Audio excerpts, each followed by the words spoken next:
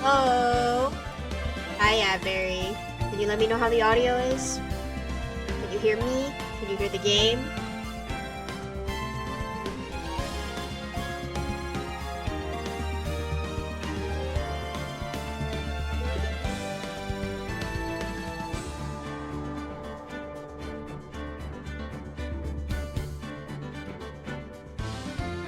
Sound a little quiet? Okay. What about now? Is that better? Or I could turn the game down a little bit more too. Yep, okay.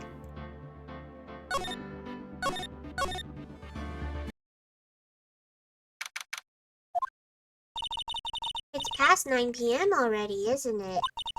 I wonder if Mr. Edgeworth has already found Mystic Maya. These things take time. I'd say probably not.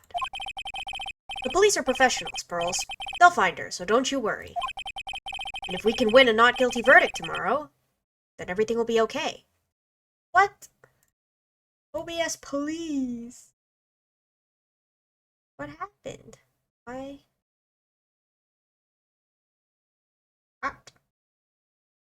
I have good bitrate. What do you mean disconnect? Welcome back. Are we back? It still says it's disconnected. What the heck? Ah. Okay, well, that was weird. It's back? Alright. You're right. So the real person who killed Mr. Corrida was... That assassin, Mr. Shelley the Killer, right? And the card Miss Andrews found at the crime scene seems to be proof of that.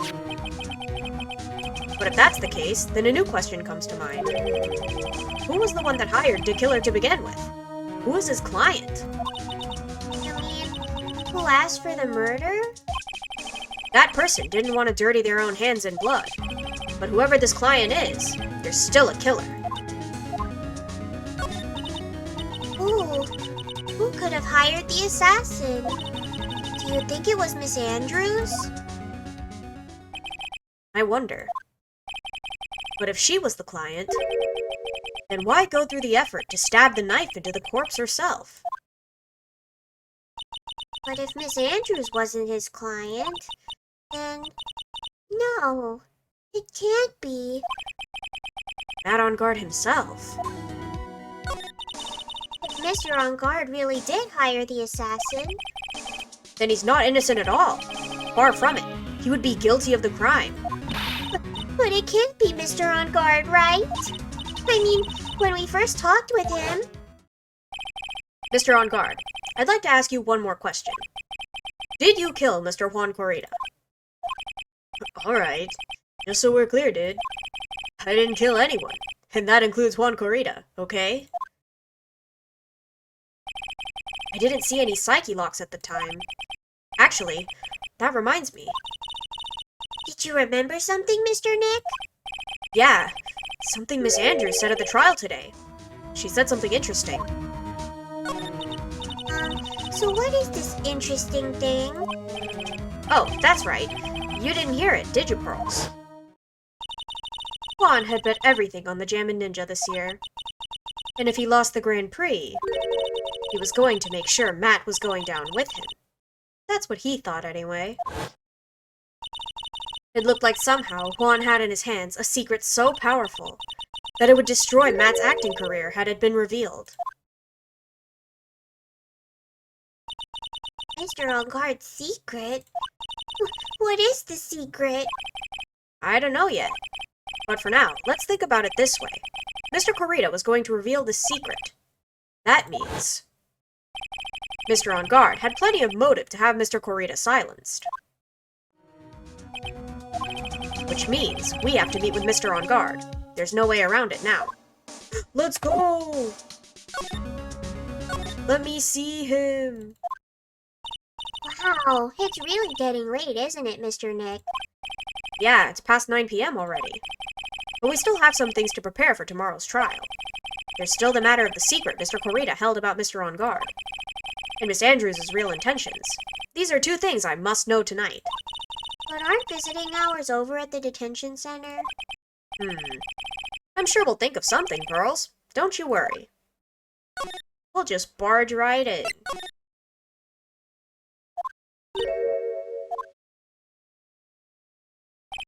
Hey, wait! What is it, whippersnapper? All I know is nothing that has anything to do with you is ever good. Like just now, I was handed this strange device for who knows what reason. And I was told to use it to search the whole hotel. That's the bug sweeper, isn't it? The one Gumshoe made. I don't know, and frankly, I don't care. But the request came from Edgy Poo, so... Edgeworth. And he said... If you feel angry, direct your anger at the unsophisticated lawyer. So I'm going to feel free to direct all my anger towards you. Ugh, gee, thanks a bundle, Edgeworth.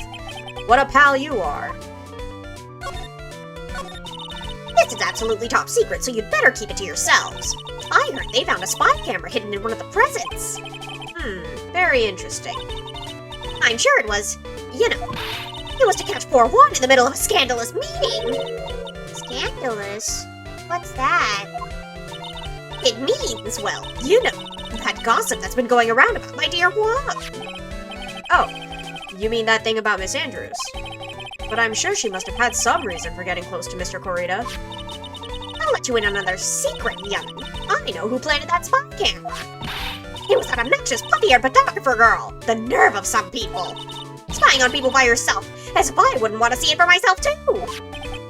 Wow, the alien actually admitted her true intentions for a change. I don't know what you're thinking exactly, but I bet it's nothing good.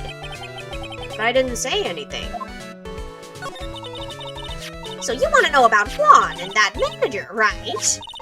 Actually, as I hear it, they were something of a refreshing pair, those two. Oh? I tell you, Juan really welcomed that manager with open arms, I heard. That manager? Who are you talking about? You don't know? That manager woman Juan had. It's a shame she killed herself, though. Oh, you're talking about Miss Celeste Impax, Miss Andrews' mentor, right? Yes, that's the one. That Celeste girl. She was supposed to get married, you know. Married? You mean to Mr. Corrida? Really? You young kids today don't know anything, do you? That girl Celeste killed herself 3 days after their marriage announcement. 3 days after their marriage announcement? What in the... Why would Miss Impact want to kill herself? She was going to get married. Well, that's because she was thrown away, you see, by Juan. What? But they were going to get married, right? They promised each other, right? They held a grand announcement session, but 3 days later, Juan suddenly canceled their marriage. Is that true? It was in the weekly magazines. But why? Why did he do that? That was not in the magazines, unfortunately. I see. That night, after Juan called off the wedding, that manager, Celeste, killed herself. How terrible. I wonder what happened between those two. Oh boy.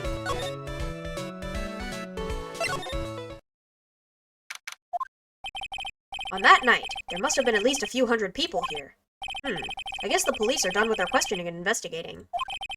It looks like things here in the lobby have finally calmed down. It doesn't look like Mr. Scruffy Detective is here. Well, he's out there with that camera, asking around at all the electronics stores. Then I'll make some salad for him for dinner. Looks like Pearls really appreciates what Gumshoe's doing for us. Mr. Nick? Yes? Where's the lettuce? I don't think I've ever bought lettuce before. Aw, I guess I have to give up on making a salad then. Guess the lack of lettuce is kind of a problem. Okay. Visiting hours ended a few hours ago. Looks like we're not going to get a chance to talk with Mr. On Guard tonight. But isn't what we have to ask very important?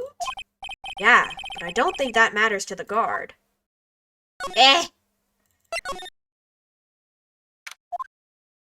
It feels sort of tense in here, doesn't it, Mr. Nick? Yeah, it does. I wonder if something happened. You're Mr. Engarde's lawyer, right?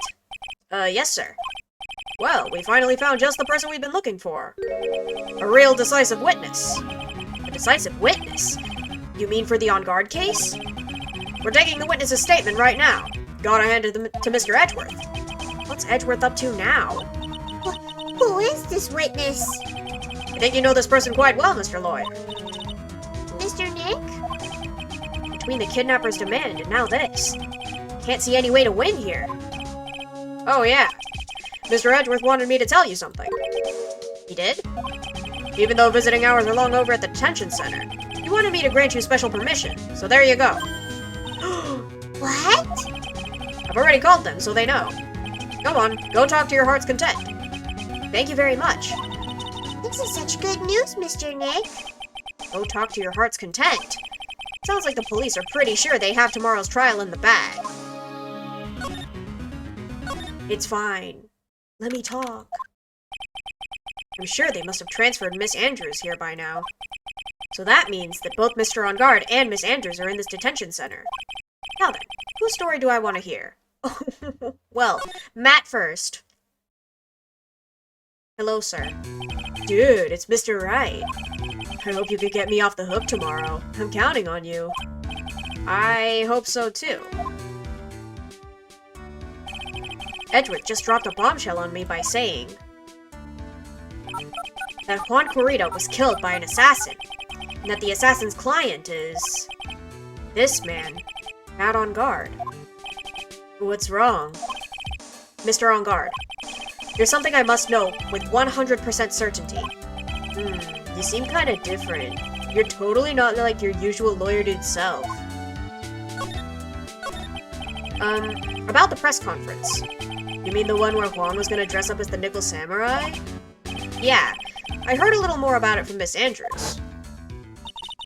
It looked like somehow Juan had in his hands a secret so powerful that it would destroy Matt's acting career had it been revealed. Could you please fill me in on what this secret is? Please? Oh my gosh. 5 whole psyche-locks. I knew this was coming. Mr. Nick? Don't tell me. Psyche-locks. Said a secret, right? But I don't have any idea what it is. Do you, dude? Did you know about Mr. Corrida and Miss Andrews' relationship? It's a lot of locks. It is a lot of locks. I'm gonna need a lot of proof. Well, it's all over the tabloids, dude. But I don't know any of the details, if that's what you mean. Look, how many times do I have to tell you? I don't care what Juan did with his life. Miss Andrews.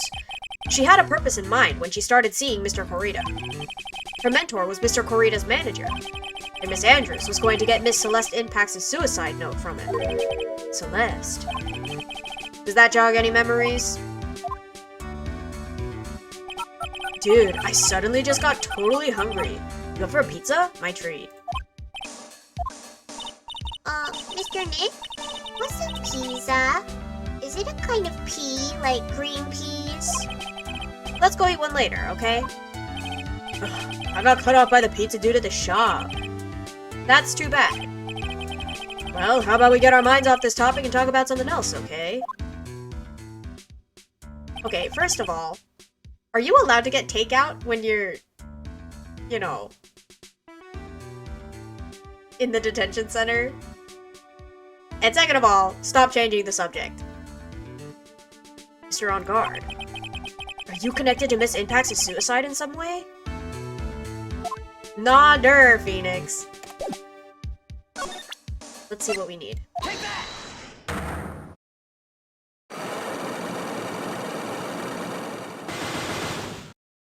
My guy. Matt's secret. Now, let's hear what this secret of yours is. What if Mr. Corrida had been successful in his plan? What would he have disclosed? I told you before, dude. I don't know. I don't know anything about Juan, okay? Look, Mr. Wright. I can keep on saying it until I'm blue in the face, but I totally didn't pay Juan any attention the whole time that night. I mean, come on. I was in the middle of a nap. Don't lie to me. Huh? I know you paid close attention to Mr. Corrida, especially on that night. Oh, I don't have the camera, no.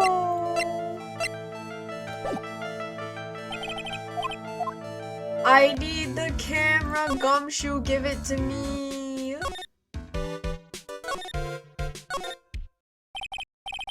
Okay, Adrian, come here. Oh, it's you. I'm sorry to be visiting at such a late hour, but there are a few questions I absolutely have to ask you tonight. Me? I thought your client was mad. I'm sure Miss Andrews knows something. She can't be clueless about this secret Mr. Corrida had on Mr. On Guard. I'd like to ask you about Matt On Guard, if you don't mind. Mr. Wright, you still don't know, do you? The real him, I mean. You seem to bear a lot of resentment towards Mr. On Guard. If that's the case, then why did you become his manager? And why would you become intimate with his rival? That has nothing to do with this case. Nothing. You... About Miss Celeste Impacts. I'd finally put her death behind me. And now, thanks to you, it's all come back to the surface. I'm sorry. Yes, I was shocked by her suicide. And it's true that when I heard the rumor that Juan was the one who had hidden her suicide note, I began to draw close to him. I wanted to get her suicide note back. To burn it. Wanted to burn it? But why? I didn't want it to spread, like just another piece of gossip.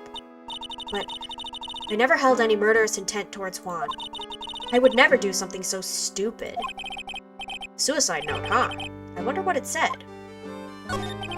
Why did you try to frame Mr. On Guard?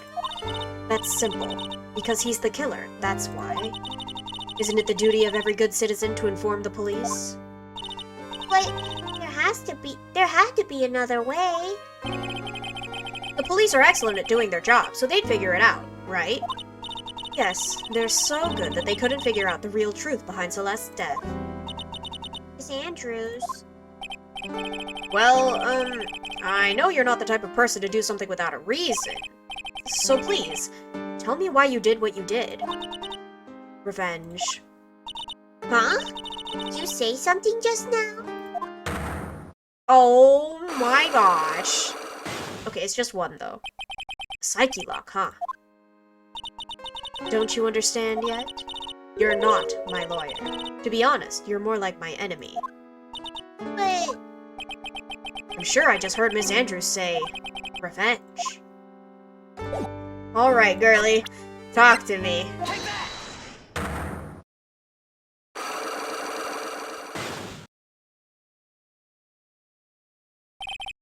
Why frame him? Can you please tell me why you framed Mr. On Guard for the murder? I've already told you countless times. It's because I thought Matt was the killer. No, that's not it! I know you have a personal reason to dislike Mr. On Guard. Miss Andrews, you may think I didn't hear it, but I know you said something earlier. You said revenge. So you're saying I was taking my revenge out on Matt, and that's why. What an absurd idea. I don't have anything I want to take revenge for. Miss Andrews, a woman who lives by being dependent on other people. There is something, or someone in her past that would make her take revenge. Celeste! Take that! Celeste. There's only one catalyst that could cause such strong feelings, and even revenge. And that is Miss Impacts' suicide. What are you trying to say? Celeste was Juan's manager. On top of that, the one who hid her suicide note was also Juan. What does all this have to do with Matt? You're right. You haven't mentioned him. Yet. But for you to hate Mr. On Guard, it would mean that he must have had some relation to Miss Impacts and her suicide. Can you explain to me this relation between Celeste and Matt? Nope, I can't. Okay, then. Where do I go?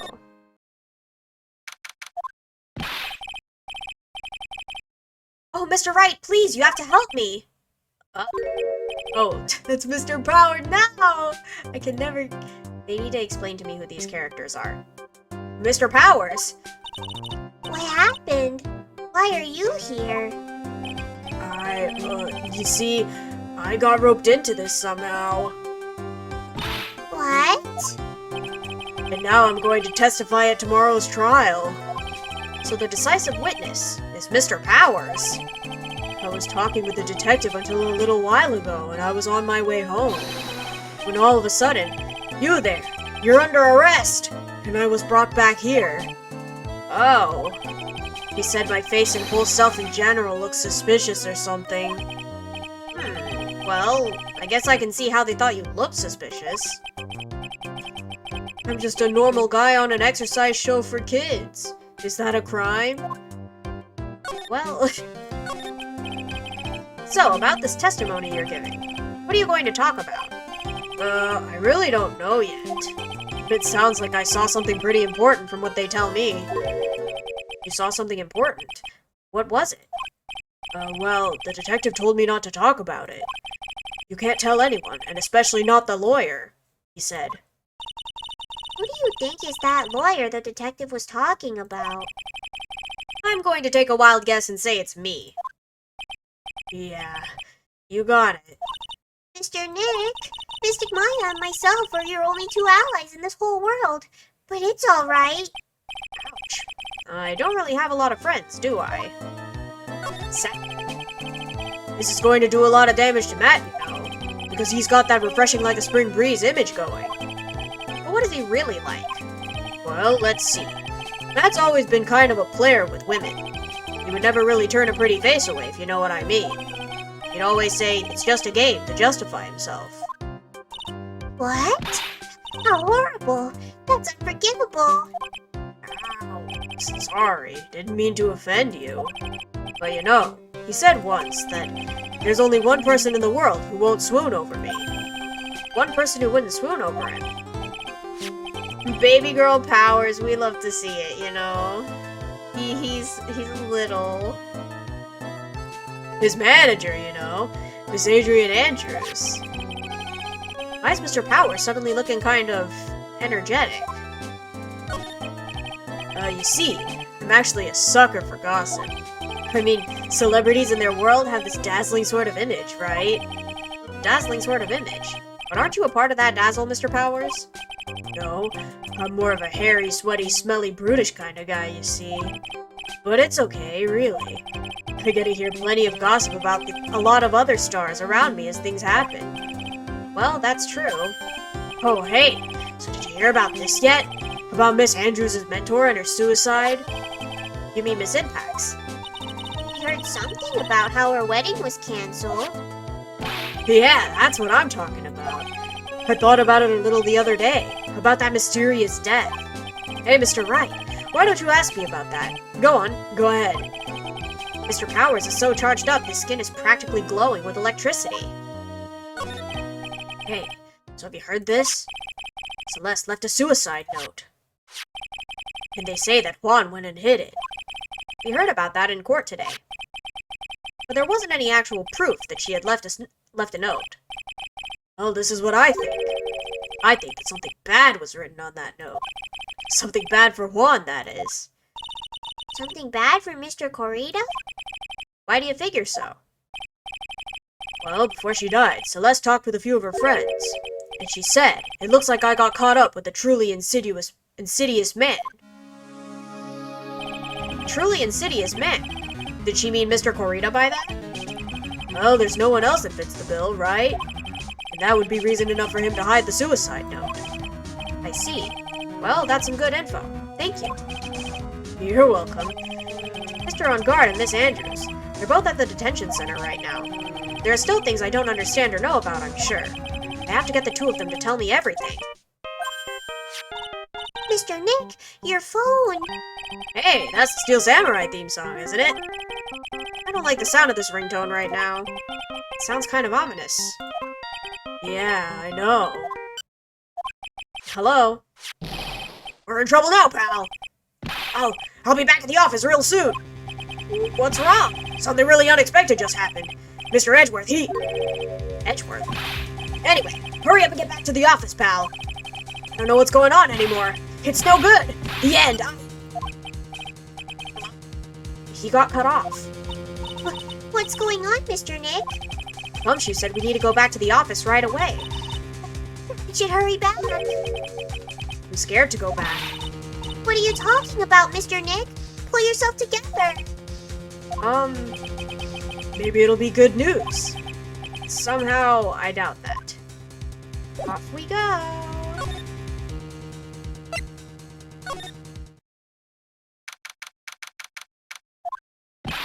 What took you so long, pal? Mr. Edgeworth couldn't stick around forever and had to go. Well, what happened?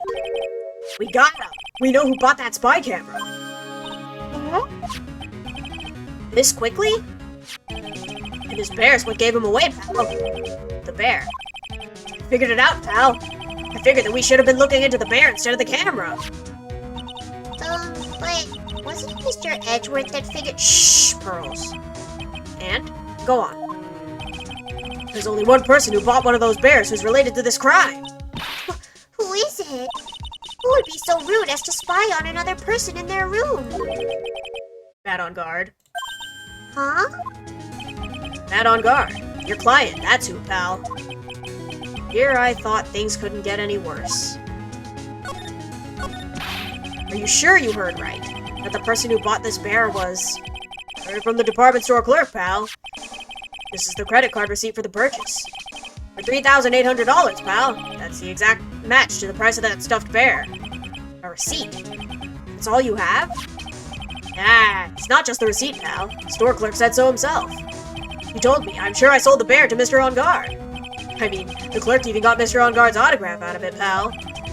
So I'm sure the person that bought the stuffed bear was Mr. On Guard himself. My sight is failing me. This can't be!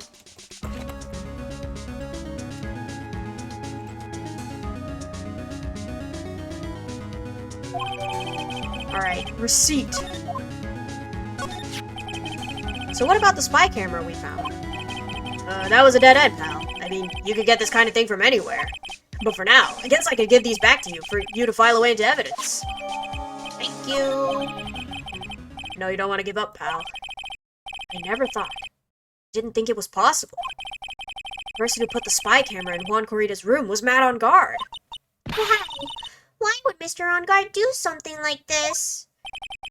Bet it was to catch Miss Andrews and Mr. Corrida in one of their rendezvous. I bet it's not good enough for me. I have to know the absolute truth behind this camera. Are you going to see him? Mr. On Guard, I mean. Yes. I'm scared, Mr. Nick. I wonder. Oh, I wonder what we'll find out next. I'm scared myself, but I have to put on a good face for Pearls. Matt On Guard, what in the world have you done? Very sussy. Move to the detention center. Oh, it's just automatically Matt. Let's go. We're working real late, you know. It's already past 10 p.m., dude. I think it's time you told me the truth. Relax. Don't you know that ignorance is bliss? But if you really want to know, let's talk. Okay, so I just... Resent. Take that!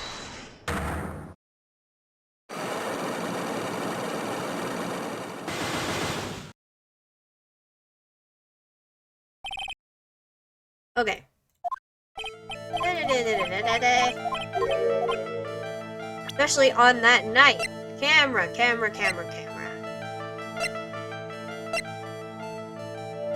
that! Someone used this camera to secretly film Mr. Corrida's room on the night of the murder. Secretly film? What? And then sent the images the camera took with this transmitter. Wow, but dude, where was this camera you're talking about hidden? Take that! The spy camera was hidden in this bear's eye. A bear that was supposed to be a present from a fan. I guess Juan had a few of those kinds of fans too, huh, dude? Actually, I wouldn't say this bear was a present from a fan. You sure, dude? Who else could it have been from? A The person who gave this bear to Mr. Corita was... It's you, Stoopy! Take that! Mr. On Guard, don't you know this bear from somewhere? I don't think I've ever met Mr. Bear before, dude. Aw, but he says he knows you. How could you forget such a great friend? What else did the bear tell you? He says that the one who put the camera in his eye was you, Mr. On Guard. I didn't know how you work in court. I think I was in some serious trouble. This is all a joke, right, dude? You're just pulling my leg. Looks like you're not ready to give up your secret yet. Well, do you have any proof you want to show me first? Here's proof that it was you who put the camera inside the bear. Receipt. Take that! I have here one credit card receipt, Mr. On Guard. It's from when you bought that stuffed bear. Dude, all you can tell from this is that I spent $3,800. I go to that department store all the time, okay? This $3,800. This could be the toothbrush I bought that one time. A $3,800 toothbrush? It's ivory. It's got elephant hair for bristles. Ew. Elephant hair? Is that what rich people use nowadays? Anyway, the store clerk clearly remembers you and your purchase. After all, you even gave him an autograph, did you not? Dude, you should have said that earlier. So can I ask you one thing? Yes. You're my lawyer, right, dude? So, if you are, then why are you looking into stuff like that? Because if I don't know the truth, I can't help you. Sounds more like stupid lawyer talk to me. Hey, let's stop talking about this, okay? No, not yet. I haven't asked you why you set the camera up yet. And what your secret is. Of course, it would be strictly confidential. So, what are you going to do now? I'm going to find out what I want to know, because I must. The reason you hid this camera in Mr. Corita's room and filmed it in secret is... Eh?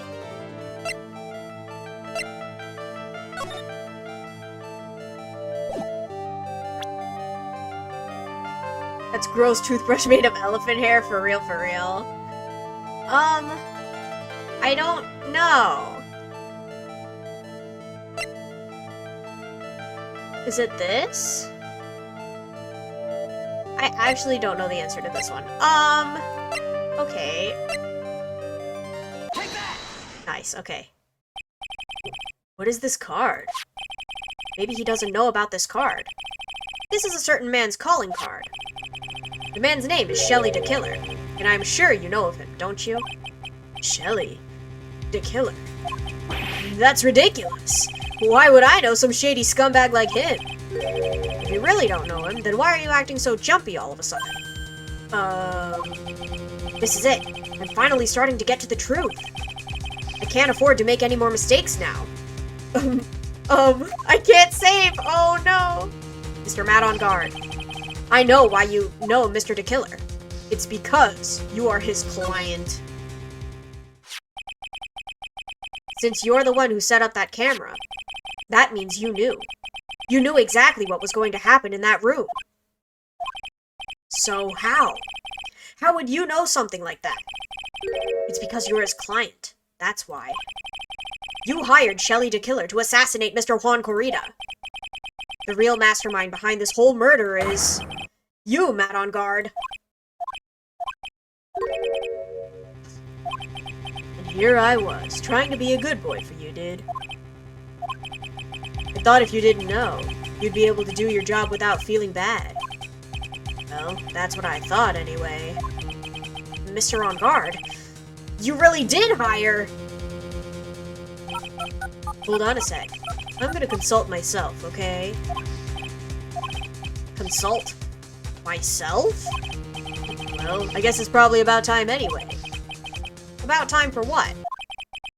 I think it's time for you to meet him now, Mr. Lawyer Dude.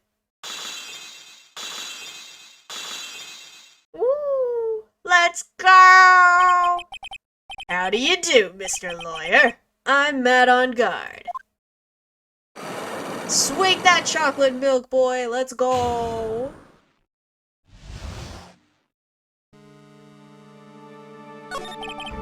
Well done, Mr. Wright.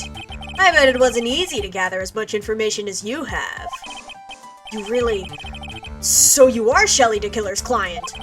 You didn't really think I would dirty my own hands in this, did you? What do you mean? And that woman, Adrian, was quite brave herself. Trying to stick the crime on me, I didn't think she had it in her. But all I care about is that Juan is dead. Isn't that right, Mr. Lawyer?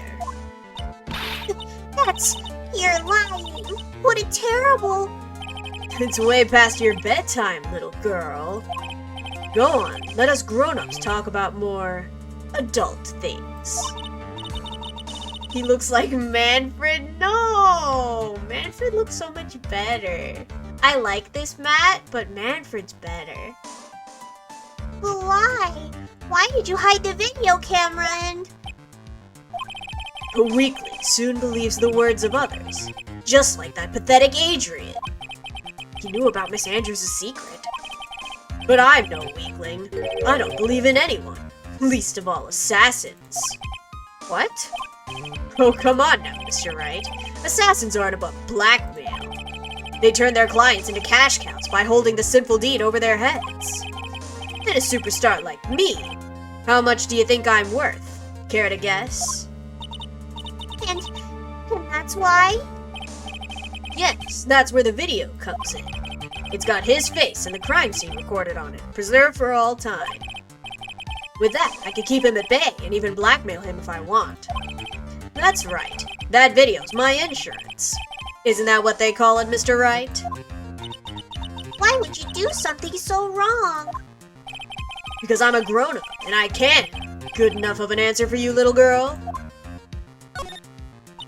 Why? Why would you kill Mr. Corita? Because he was about to sling so much dung onto my beautiful public image. Scandals are a little annoying, aren't they? This is all because of that press conference, isn't it? If Mr. Corita had been able to give it, then Mr. On Guard's secret would have... Well, that's what we call taking advantage of the situation, you know. I had no interest in doing it, really, but bit by bit, it crept up on me. And then the situation just presented itself perfectly. How beautiful, I thought. And that's how Mr. Corita ended up dead. Let me tell you something. I'm not like Adrian. I don't depend on anyone. People are simply things to be used and thrown away. Put on a sweet, innocent face and people will swallow anything you feed them. Adrian fell for it. The assassin too. Oh, and how can I forget? Even you fell for it, Mr. Lawyer. Everyone, all working their butts off for me, Matt on guard. Aw, did that leave you speechless? What a shame. What's wrong, Mr. Lawyer? You've grown awfully quiet. How could I have been so deceived by you all this time? When we first met, I asked if you had killed Juan Corrida, and you answered very clearly that you hadn't killed anyone. Hey now, I never told you any lies. The person who did the killing was that killer guy, right? All I'm guilty of is taking a catnap in my room. You killed Mr. Corrida. I dare you to say that in court tomorrow. Aw, but too bad. You can't. You're my lawyer after all, aren't you? You could always drop my case and refuse to represent me. How does that sound? Oh, but you can't, can you? That would be the one thing you absolutely can't do. Mystic Maya. You wouldn't want to test the killer. He's a man of his word, or so I hear. You could end up getting a certain friend of yours rubbed out if you lose. You scoundrel! So if I were you, Mr. Wright, Esquire, I think I would give it my all tomorrow. Remember, everyone likes a happy win-win resolution. I'll get you for this. That's such a cliché phrase. Juan said something just like that, if memory serves. Of course. Well, we all know how well things turned out for him, don't we? Good night, Mr. Lawyer. Maya, what am I supposed to do? And now Now you've finally found it. The starting line of this case. Edgeworth? I don't care for the horrid atmosphere here. Let's return to the precinct. Well, right. What are you going to do? If you plan on changing your strategy... No, we can't do that. Right. He's holding Maya hostage. What? What should I do? It's not something I can answer for you. Mr. Edgeworth? Right. Only you can decide where to go from here. 1 year ago, at that time, I didn't truly understand what a prosecutor was. And that is why I had to leave the prosecutor's office. I felt that I couldn't stand in a court of law until I knew what a prosecutor really was. And now, right, it's your turn. My turn? What is this thing called a lawyer? What can you do as one? You must find the answer, and you must find it on your own. I'm a lawyer. But to fight for someone who's clearly a killer? That on guard.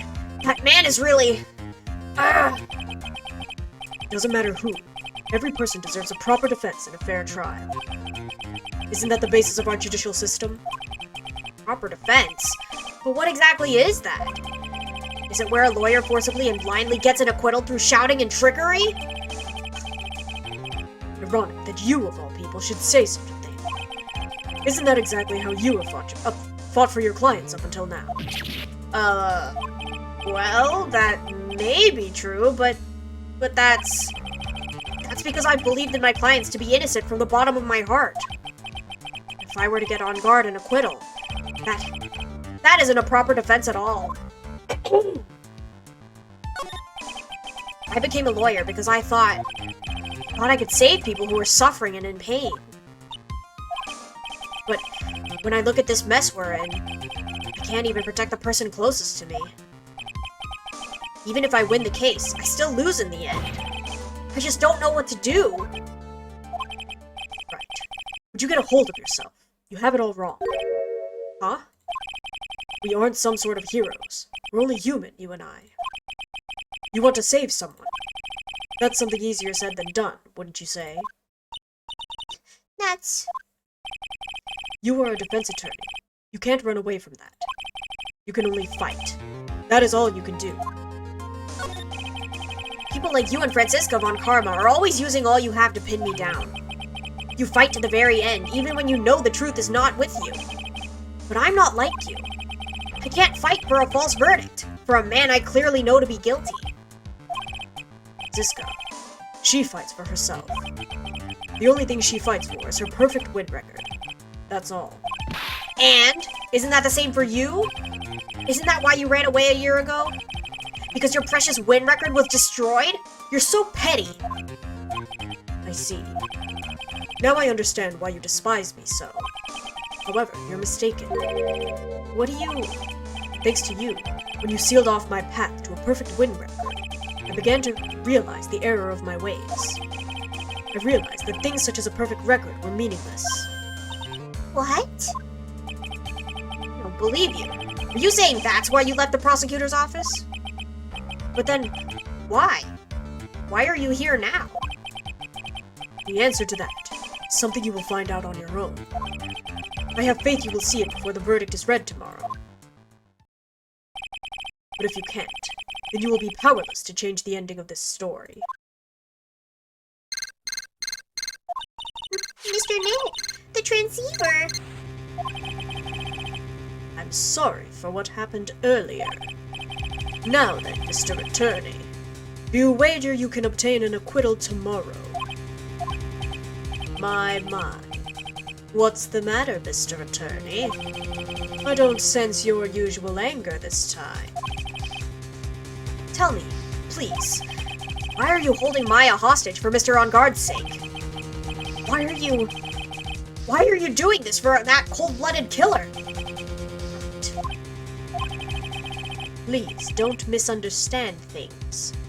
He is my client. Don't toy with me! A man who hires an assassin is just as much of a killer himself.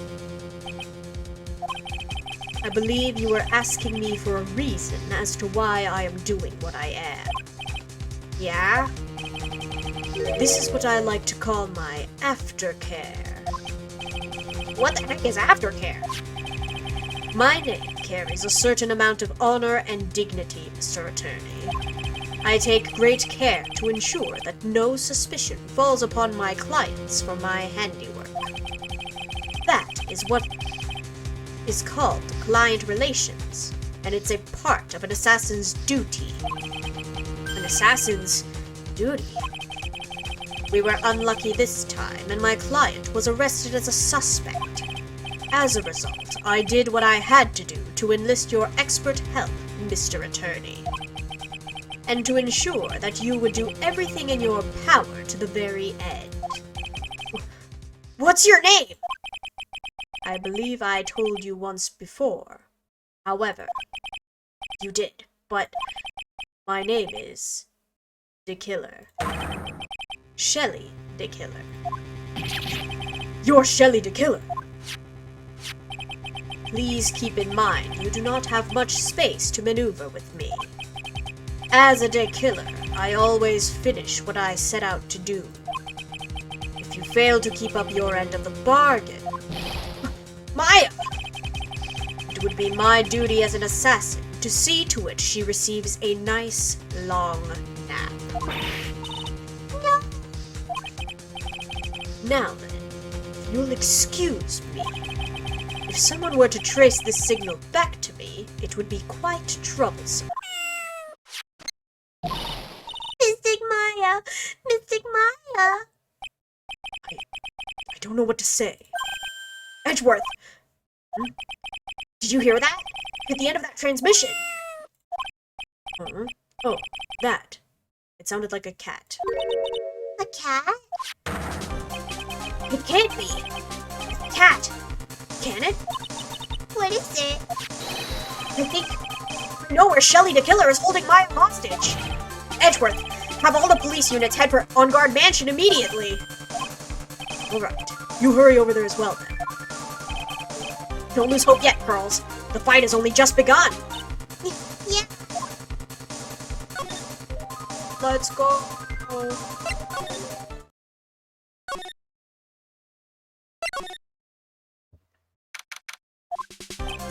Maya! Please answer us, Mystic Maya. We have this area completely surrounded. There is no way for him to escape. Assuming he's still in the area. I can't believe it. That butler, all this time, he was the killer. We on guard, been working together all this time. You better be calling in SWAT, absolutely. Hello, Epic Pikachu, welcome in. How are you? I'm sure they had worked out a contingency plan ahead of time. Okay, I guess I examined. There's a small door at the bottom of the bigger door, Mr. Nick. I bet it's for the cat to use. Oh, you mean shoe? Ah, let me in! Oh, it's a figurine of a bear. But there are a lot of cuts in it for some reason. A bear? Isn't that more of a thing for Mr. Corita? Why would something like this be here? Right, look down. There's a little pet door installed there. Oh, I'm sure that's for Shoe. Do you think that this came through that little door? This door. It's locked. Well, I'm pretty used to breaking down doors by now. Let's go, Edgeworth! Let's go! There's no one here! From the looks of this room, I would say this is On Guard's private lounge. Look at this right. An antenna for sending and receiving radio signals and a VCR. Check inside the deck. If there's a tape, it would be an important piece of evidence. If we're lucky, it'll have the moment the crime was committed recorded on it. I'm sorry, but the tape deck is empty. There's no tape to be found. No. But there's no mistake. Someone used this to record something. It looks like someone took the tape we're looking for and escaped with it.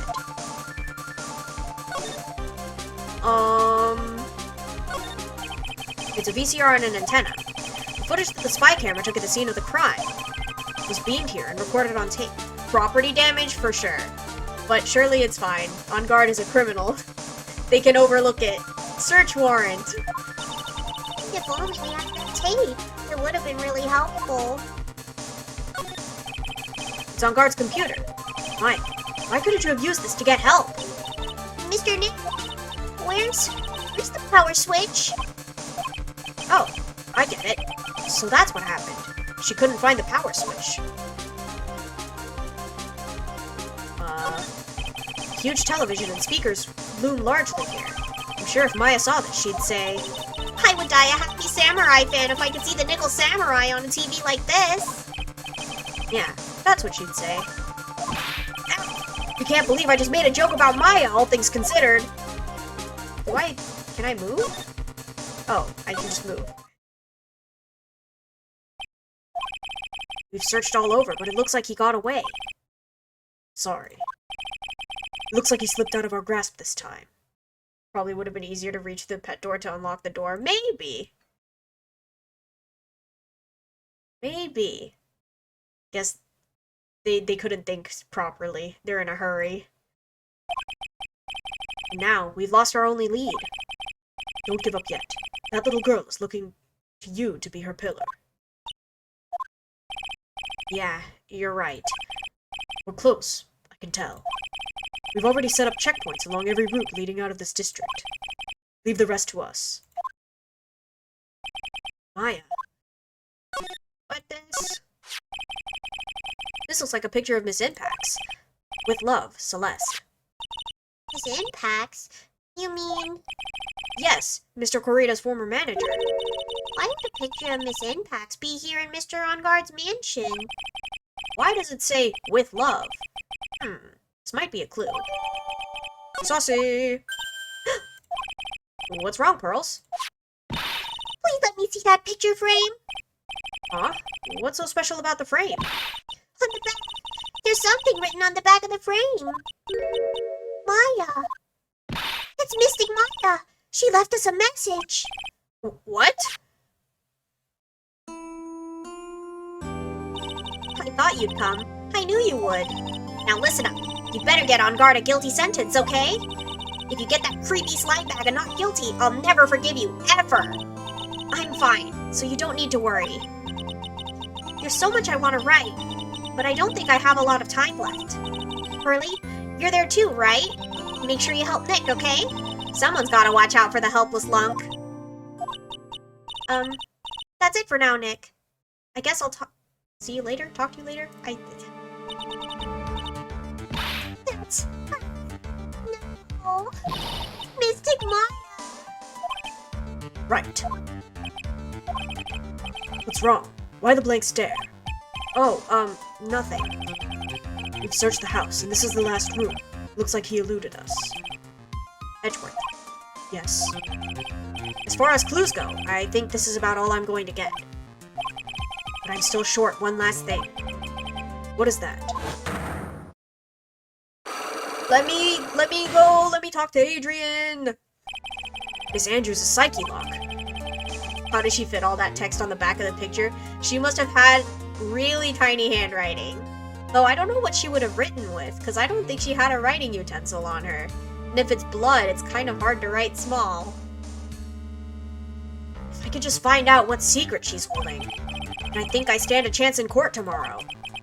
To blow this case wide open and expose the truth. I think I know what you're thinking. I'll contact the detention center. Thanks, Edgeworth. Well, let's go, Pearls. It's time to open that last lock. Good evening, Mr. Wright. What's wrong? You look ill. Miss Andrews, I come to remove your psyche-lock. Psyche-lock? I want to know, and you'll tell me your secret. Fine, go ahead. Try to break me if you can. Is that a challenge? Take that!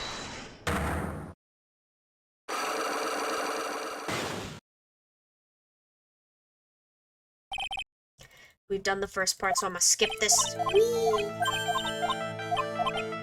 Okay. There's something or someone in her past that would make her take revenge. Celeste! Take that! Celeste. There's only one catalyst that could cause such strong feelings, and even revenge. And that is Miss Impax's suicide. What are you trying to say? Celeste was Juan's manager. On top of that, the one who hid her suicide note was also Juan. What does all this have to do with Matt? You're right. You haven't mentioned him. Yet. But for you to hate Mr. On Guard, it would mean that he must have had some relation to Miss Impax and her suicide. Explain to me what this relation between Celeste and the picture frame? Take that! This is a photo of Miss Impax, correct? She looks younger than when she passed away, though. With love, Celeste. This is Miss Impax's handwriting, isn't it? Where did you find this? No, that's all right. It was a rhetorical question. Yeah, it is. I found this at Mr. On Guard's mansion. And after all this time, my last remaining secret has been revealed. About time. Just tell me, girl. I'm trying to help. Celeste. She was supposed to get married to Juan. Yes, but I heard that it didn't work out. Because Mr. Corita didn't want to get married to her anymore, right? Yes, because of Matt.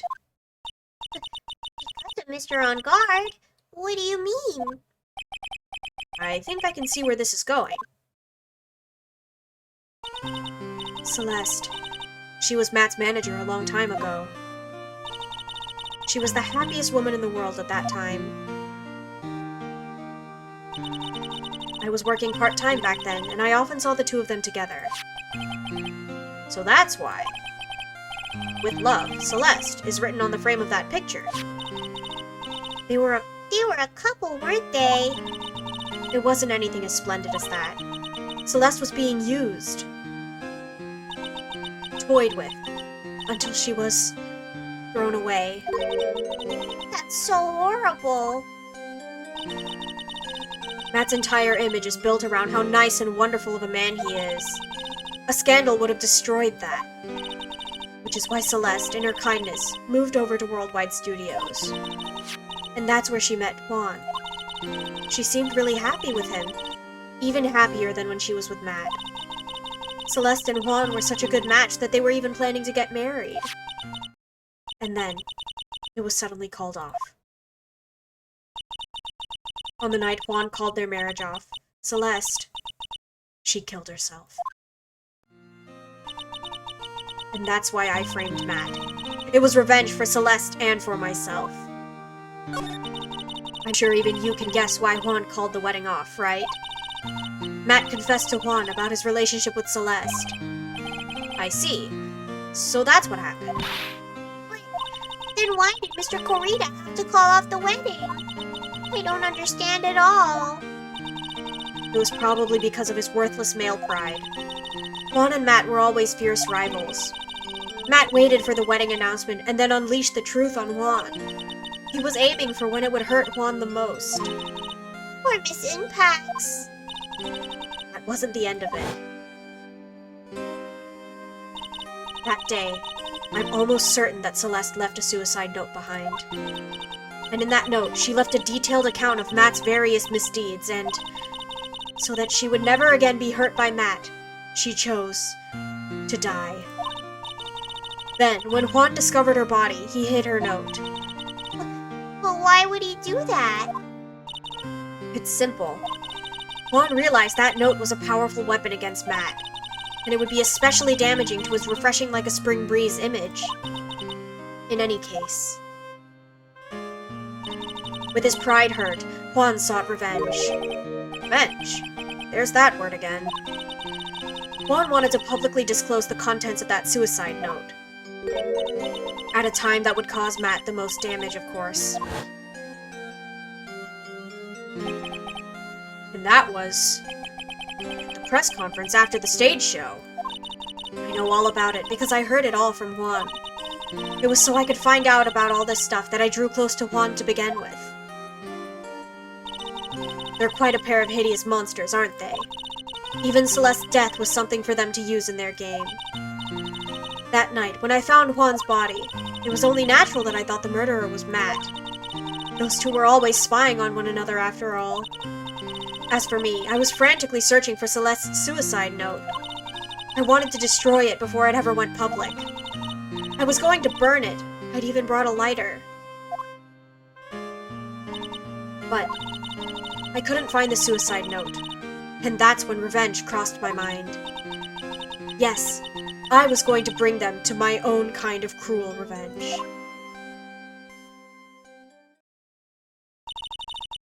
Celeste was killed by those two monsters. So when I stabbed Juan's body with that knife, I didn't feel a single shred of guilt. And that's all I have to say. Well, Mr. Wright, even knowing all this, are you still going to help that man? I'm a lawyer. I see. What a foul profession. Thank you very much for your time and for talking with me. It was no big deal. I couldn't sleep anyway. She's one to talk about Matt using people. She literally used Juan to get the note. Literally! Like, she didn't get it, but still, she was trying. The hypocrisy. They're all trash. I can't sleep either. Not with my situation, or with what I know now.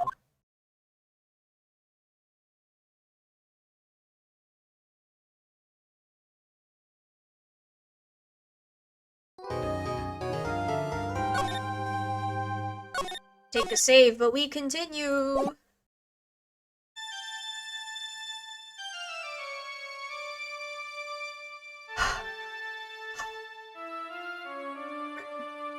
How did I get into this mess? It's far enough. Can't run forever, Mr. Phoenix Wright. Not to mention serious codependency issues, yeah. What have I done wrong? I cannot allow you to go on like this. But I'm just a simple defense attorney. Silence. You are no longer worthy of your title.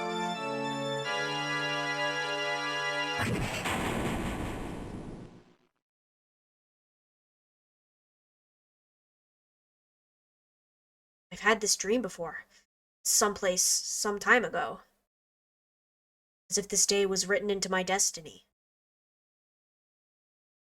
Today, I'll stand in court as a lawyer. To prove a killer innocent. Oh, Phoenix.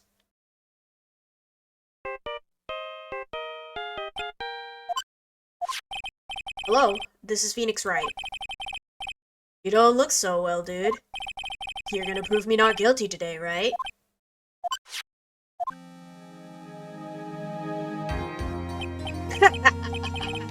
If you please, Mr. Lawyer. Remember, it's not just me. Your precious friend's life is riding on today's verdict, too. Now listen up. You'd better get on guard a guilty sentence, okay? If you get that creepy slime bag and not guilty, I'll never forgive you, ever. Maya. Phoenix. Phoenix! Mia! Maya, how's Maya? I don't know. You don't know? She hasn't tried to channel me since yesterday. Mia, what am I supposed to do? Well, like I said, for a lawyer, the worst of times are when you have to force your biggest smiles. But you can't give up. There's still some hope left. Stop it, please! There's nothing left. Not here, not anywhere. Is that accursed on guard again? Will you leave me alone? Look, don't call me anymore. I mean it. You really mean, pal. Gumshoe, I'm really sorry. Where are you? Let me join the investigation team and we're chasing after the killer, pal. Then, you have some sort of lead? Sorry, but right now we've got 0 leads on the guy. We're not gonna give up. Gumshoe. Until the trial is over. Until the verdict is handed down. We're going to do everything we can and find a killer. We could get Maya out, and you could get on guard the guilty verdict he deserves, pal. Rude, Phoenix. He's very rude. Gumshoe does not deserve. That's true. I could do that if they found Maya first. Not that. You have to do whatever you can and make the trial last longer. You have to make the trial last longer. If you go at Mr. Edgeworth with everything you've got, then you two can draw it out. Oh, now I get it. I believe in you, pal. You and Mr. Edgeworth can do it. So, believe in us. We're going to give it all we've got, just like you. Got it. Thanks, Gumshoe. Hey, Phoenix. You understand now, don't you? You have something money will never be able to buy. Friendship. It's the strongest weapon in the world, and you have it in abundance. Yeah. Looks like we're coming to the end. I have to make the trial last as long as I can. Gumshoe will come through. I know it. We believe in Gumshoe. Court is now in session for the trial of Matt on guard. The defense is ready, Your Honor. The prosecution has been ready for a while, Your Honor. Now, as I recall, we concluded yesterday's session with a big mystery on our hands. The mystery being what exactly was Miss Adrian Andrews' role in this murder. That is to say, is she really connected to the crime itself? Mr. Edgeworth, if you would please inform the court of today's proceedings. Adrian Andrews. She forged evidence that threw suspicion onto Mr. On guard, and then proceeded to escape the crime scene by wearing a nickel samurai costume. The guilt of these actions are those from which she cannot escape. Then you're saying that she is guilty after all? I'm not finished, Your Honor. Miss Andrews has nothing to do with committing the actual murder. I would like to direct the court's attention to this card. What is that? Looks like a shell. This is the calling card of a certain assassin. An assassin, you say? Yes. Juan Corina was killed by a professional assassin. And the person who hired the assassin, his client, so to speak, is Matt on guard. What a surprising turn of events! I would think it's become commonplace by now, Your Honor. I know what's going on this time, so I know that everything Edgeworth has said is true. But we still have to hold out as long as we can. At least, until Maya's safe and sound. I wonder how the trial will turn out today. Would they not find it suspicious if Phoenix was going at it about defending Matt, and then as soon as he gets the call that Maya's safe, he's like, actually, my client guilty. But oh well. Fabricating evidence and compromising a crime scene, she's going to prison, for sure. But she is not a murderer. So she can't, or at least, like, she's not supposed to be tried in this trial anyway, but yeah, she's definitely gotta pay for what she did. Now then, please call your first witness, Mr. Edgeworth. The prosecution calls the defendant's mentor, Mr. Will Powers, to the stand. Now then, witness, your name and occupation, please. Okay. I'm, Will Powers. I'm a poor underpaid action star. And what is your relation to the defendant? Well, I guess I'm sort of a lousy mentor to him in a way, yeah. Mr. Powers, please. You don't need to put yourself down so much. Oh, sorry. Well, but I'm just kind of a nothing sort of guy. On the night of the murder, you visited the defendant's room. Is this correct? Yes. I didn't know that. But you know, I didn't actually get to see Matt when I went. All you need to do is answer what you're asked. Now then, I would like you to please testify about when you went to Mr. On Guard's room. Okay, sure. Visit to Matt's room. What did you see? After the awards ceremony, I went by myself to Matt's room. Matt was standing there in front of his room, still in his nickel samurai costume. He was talking with someone. At first, I thought it was the bellboy. I watched the two of them for a while, but then I gave up and went back. Trey had guests with me that night, and I couldn't make them wait for me. You thought it was the bellboy? And then what? What made you say that's not the bellboy? Nothing sounds out of place in Mr. Powers' testimony. Talking with the bellboy's no big deal. If one assumes that the person Mr. On Guard was speaking with was an ordinary bellboy. What are you implying?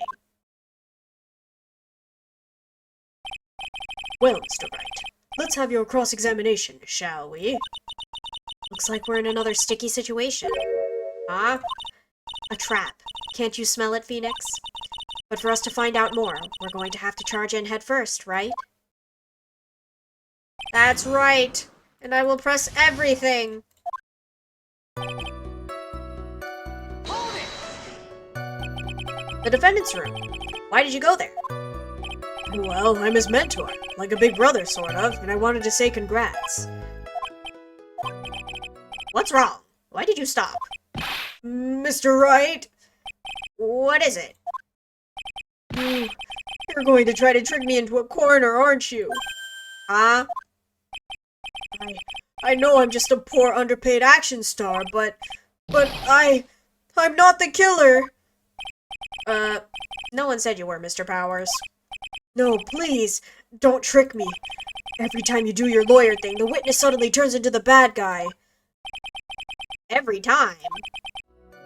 Witness, I will personally talk to the defense at a later time.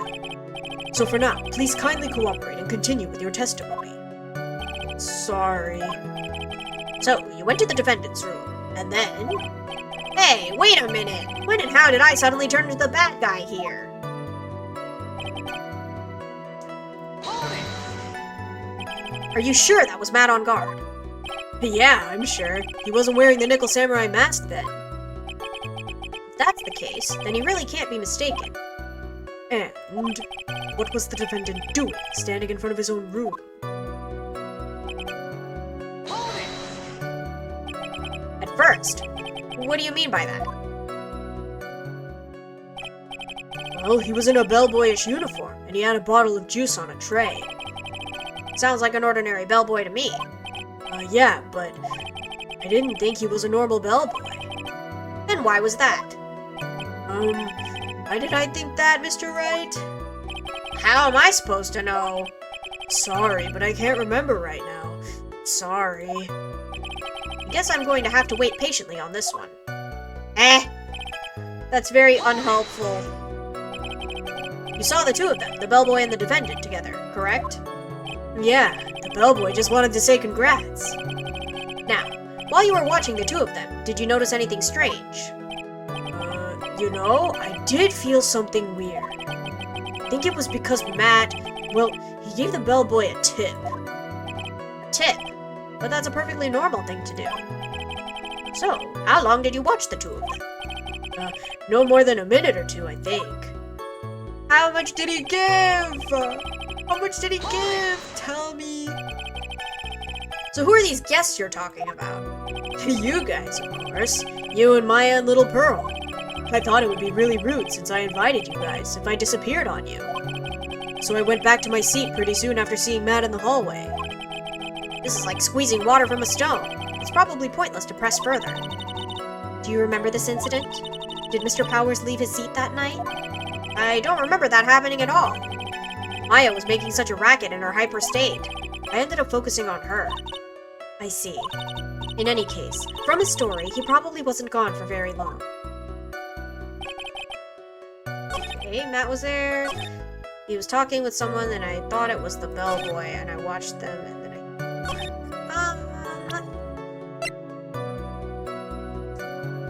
At first, I thought it was the bellboy. Can I just... I don't know. I watched the two of them for a while, but then I gave up and went back. What would be...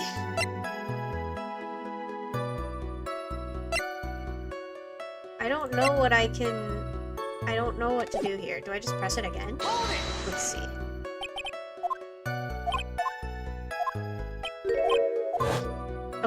Actually, Mr. Powers, you stated a few minutes ago.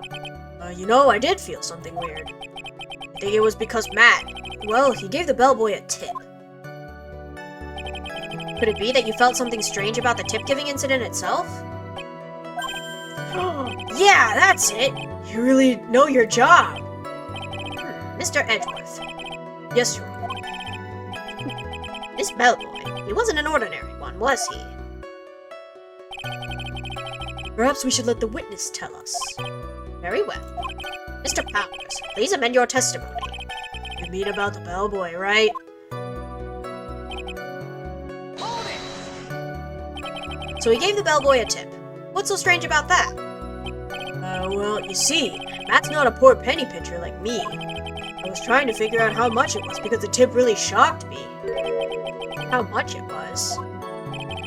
That's when something even more surprising happened. The bellboy was putting the tip he got in his pocket. And that's when I got my first good look at the guy's face. I was really shocked. I'm afraid I don't follow at all. Sounds like Mr. Powers was surprised twice by this event. I wonder which of his shocking moments I should ask about. Face! What was so shocking about the bellboy's face, Mr. Powers? Well, he wasn't exactly a boy.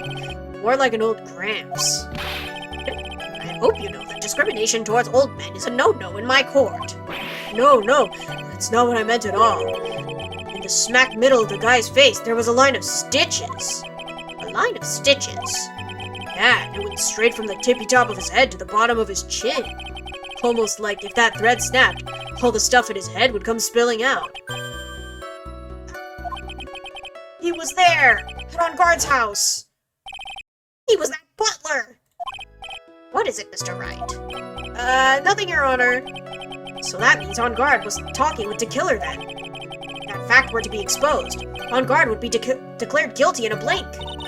Phoenix, you have to play dumb here. Pretend you don't know anything. Yes, Chief. I'm sure you don't have anything... You sure you don't have anything you would like to say, Mr. Wright? Huh? What did you just say, Your Honor? Nothing, Mr. Wright. Nothing. We're just going around and around in circles. Now then, Mr. Powers, please continue with your testimony. Oopsie. Okay, let's ask about the money.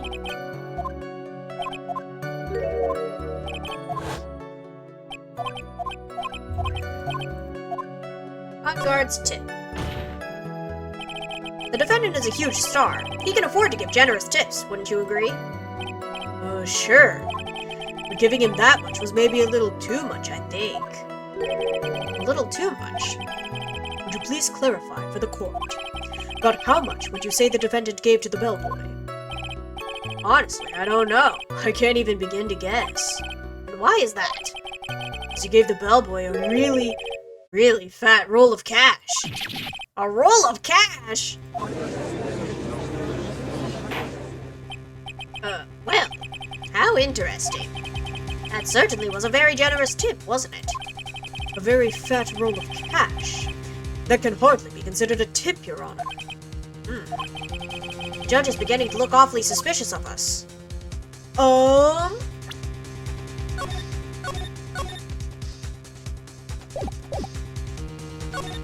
Objection! The defendant is a superstar. That kind of tip is typical fare for people like him. Objection! Are you saying that all superstars are super spenders? If I could receive large rolls of cash by simply bringing people things on trays, then why on earth would I stand around here prosecuting? He's got a point. I don't even get paid, let alone rolls of cash for any of my hard work. For all of my hard work. Wait, Edgeworth, are you saying you're just a prosecutor for the money? Sus. Pretty sus, very sus indeed. So supposing that roll of cash was not a tip, then what was it? Payment, Your Honor. Payment? Isn't it obvious? For the murder of Mr. Juan Corrida. Then the bellboy the witness saw. Yes, he was the assassin. Hold your horses now, Mr. Edgeworth. You don't have any proof of this, do you? Have I ever been unprepared to support my claims, Your Honor? I have here the card Shelley the Killer left at the scene of the crime. Shelly? The killer? He's the person the police's special investigations team has been chasing for ages. I am certain that the person the witness saw was this very assassin, Shelley the Killer. Really? What's wrong, Mr. Powers? No, nothing. Something just clicked in my head, and I think I just figured something out. Oh, actually, I saw that bellboy again later on that night. What? Mr. Powers, please testify. Tell us what you saw. Yes, sir, right away. The second time. This time, I was in that hallway because I had to go to the bathroom. And that's when the bellboy I saw earlier came out of the room. Of course, when I say room, I mean Juan Corrida's room. Now that I think about it, the bellboy did seem kinda out of place. So he had to be the assassin. I'm sure of it. I mean what? I mean what? Thank you very much. That is all we need for now.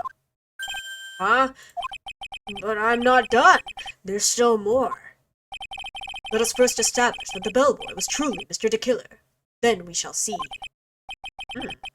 So the bellboy came out of the victim's room. And if that bellboy really was the assassin, then I think the answer is fairly obvious. That would be correct, Your Honor. Well, Mr. Wright, I believe it's your turn to entertain and make us laugh. Ha ha ha ha. This is no laughing matter. Alrighty. That's when the bellboy came out of the room. Of course, when I say room, I mean, okay. The victim's room, huh? Yeah, the one with all the really pretty flowers and teddy bears. It was Juan's room, alright. Words cannot describe how screwed I am. Let's continue with the testimony, shall we? Hold it! So what exactly was so out of place about it? Right. Why the insipid grin? Maybe because I have no idea what damaging thing he's going to say next. Oh, well, the bellboy was empty-handed. Empty-handed? That bellboy was one of those room service people, right? But he wasn't pushing a cart and he wasn't holding a tray either. You'd call that a little strange too, wouldn't you? I agree that it is a bit strange, Mr. Powers. But is it really that unusual for a bellboy to be empty-handed?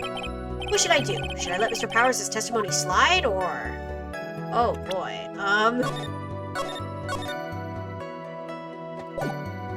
what if we pulled a fast one? There's nothing strange or unusual about an empty-handed bellboy. But there really is. There really isn't. Objection! You two are done being school children. Bellboys are for room service. There's no reason for them to be empty-handed ever. Your Honor, I ask that the witness's previous statement be supplanted with this new one. Edgeworth, are you going to do whatever you can to make the bellboy look suspicious? In Safe Scum we trust! I love Safe Scum! It's my favorite. I see. Very well. This court recognizes and grants the prosecution's request. Mr. Powers, if you could amend your testimony, please. Yes, sir.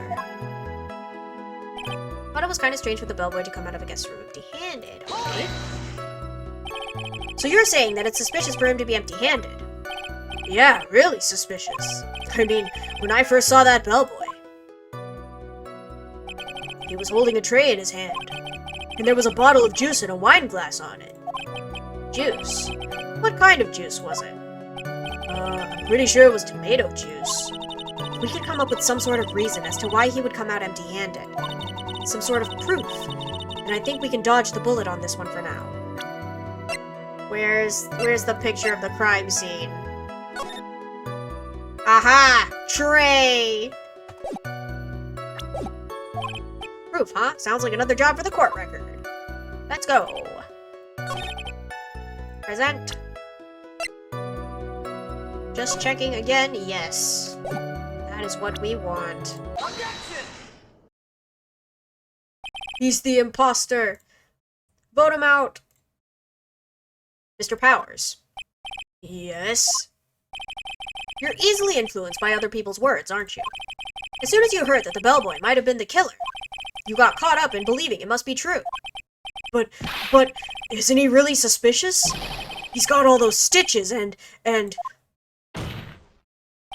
So, a baseball has stitches? You saying all baseballs are suspicious because they have stitches? Well, there's also... I mean, what about him being empty-handed? I love Phoenix is just... Shelly's face is a baseball. Eject him, yes. He must be voted out. But yeah, Shelly's just a baseball. I cry. I would like to ask the court to please take a look here. This is the crime scene. There's a wine glass sitting next to Mr. Corrida's body. The liquid inside this glass is tomato juice. And now, if you would look at what is on top of the table in the lower right corner here. Anyone can clearly see that it's a tray with a bottle of tomato juice on it. The bellboy had just brought this to Mr. Corrida's room. He left the tray in the room, which is why he was empty-handed when he left. What? That would mean that the bellboy had seen and left the dead body in the room. But can you prove that Mr. Corrida was already dead at that time? Mr. Edgeworth, Yes. I blame you for leading me down this route. I'm terribly sorry. What's with him? Why is he laughing? Witness, isn't there one more thing you would like to share with us? Is there? The bellboy was empty-handed. Or should I say, empty-handed. I recall you had something interesting to say about his hands. Huh? Oh yeah, I almost forgot. Huh? What? That bellboy, he was wearing gloves. Gloves? Yeah, pitch black leather ones. All the other bellboys don't wear gloves like that, right? Black leather gloves. Why didn't you mention them earlier? Sorry, it slipped my mind. Boy, does this make the bellboy look really suspicious. Alright, gotta focus. I can't get lax here. So what if he had gloves? A lot of bellboys wear gloves. Come on, Mr. Wright. That bellboy was wearing black leather ones. Maybe he's just stylish. So, a football's made of leather. Are you saying all footballs are suspicious because they're made of leather? That man, he received a large roll of cash from the defendant. And then he was seen leaving the crime scene wearing black leather gloves. I don't think that even someone like myself can believe that he was just another bellboy. It seems that we have finally come to an understanding. Now then, witness, please continue with the rest of your testimony. The rest? Oh yes, please tell us more. Okay. There's more. Their second meeting. After leaving Juan's room, the bellboy went and knocked on Matt's door, just like that. He gave something to the person inside the room. Then the old guy just left, without even going into the room. After that, I went to the bathroom and then back to my seat. Good job, Will. So the bellboy, after leaving the crime scene, next went to the defendant's room. Yeah, I kinda saw that by accident. Some accident? I'd say you saw too much. All of it was suspicious to high heaven. I think it's safe to say that we can no longer consider this bellboy to be normal. Now then, let's get started, shall we? Mr. Wright, your cross-examination, please. Yes, Your Honor. Alrighty. Hold it! Is that what you saw while you were busy spying? Excuse me? I may be a poor underpaid action star, but even I wouldn't stoop to spying. Well, I think the point is, where did you watch all this from, Mr. Powers? Oh, from the door of the bathroom with my left eye in a sort of sneaky spy-like... I knew he was spying. Please, does it really matter if he was doing it over or underhandedly? What did the bellboy do next? That is all I care to know. Hold it! I said, hold it. Okay. That's better. What kind of statement is that? Please elaborate and give us a few more details. Oh, okay. I should probably ask him only one question at a time. He is a peeper. He gave something to this person. Yeah. And what was this something? If I remembered what it was, I wouldn't be calling it a something, would I? This implies that something was removed from the scene of the crime. Are you sure you really can't remember, Mr. Powers? I think it was something kind of small. This is an incredibly crucial piece of information. Please, try to remember what it was. I'll try. In the meantime, let's talk of another point, namely, what the bellboy did next. Oh, so after he gave the person inside the room the thing. Hold it! Where did this bellboy go after he left Mr. On Guard's room? He opened the door to Viola Hall. Went in there. Who knows after that, right? I do. Okay, let's ask about the person. Hold it! I said hold it. Blah, blah, blah, blah, blah. Okay. Ask about the person inside. So who took this something the bellboy handed off? Actually, I don't know. What do you mean? I'm sorry, but I only saw the person's arm. Only an arm? And you're saying you didn't see the person's face? Yeah. I would like to summarize the testimony up to this point, if you don't mind. When the bellboy left the crime scene, he immediately went to the defendant's room. There, he handed a small item of some sort to the person inside. As for the person who received the item, all you could see was the person's arm. Yes, it was just like that. Mr. Edgeworth, is all this really that important? Of course, Your Honor. I think this is of the utmost importance. This is when whatever was removed from the crime scene was handed over to the client. Mr. Powers, please try to remember what it was the bellboy handed off. Well, let's see. I think it was... no. If you remember, please add it to your testimony. Yes, sir. Wooden statue. Oh, well. Well. Mayhaps a bear. Objection!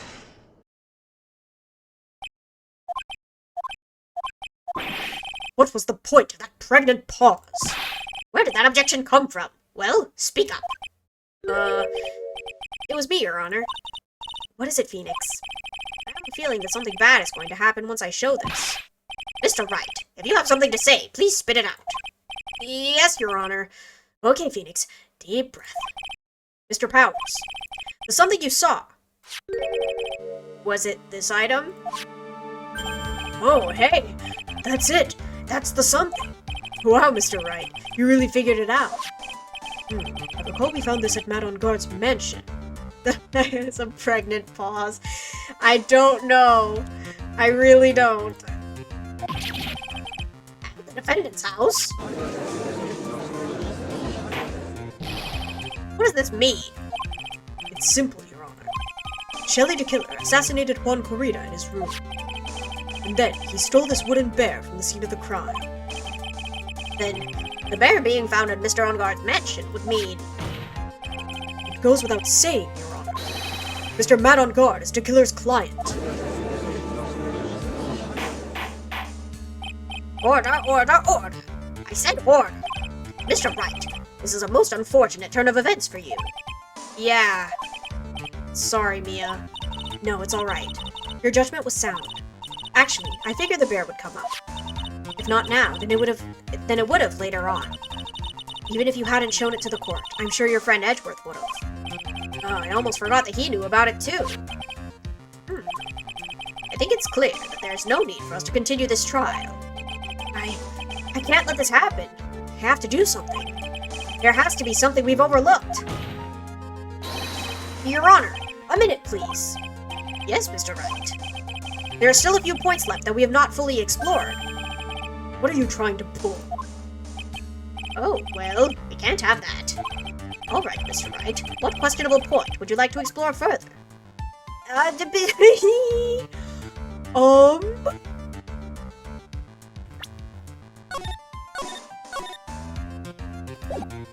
Okay. The person who received the bear is probably, obviously, Matt, because we found it in his house.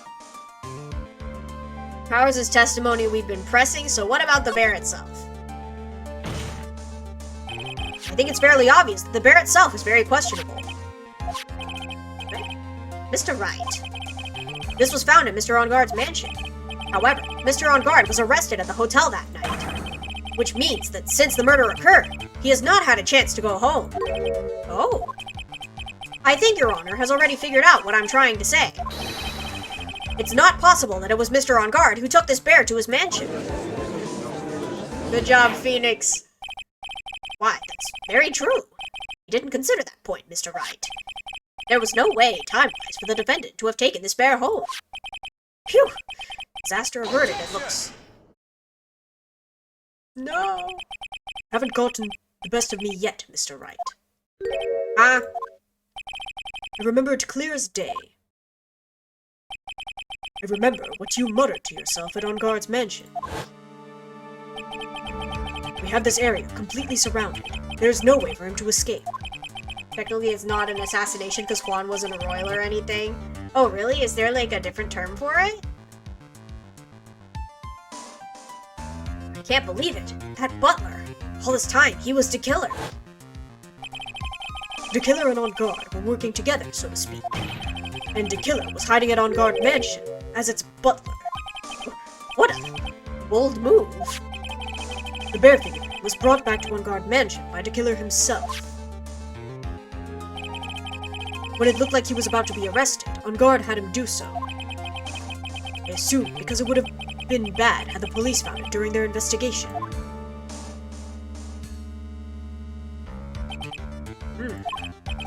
Yeah, murdered. I mean, okay, yeah, fair enough.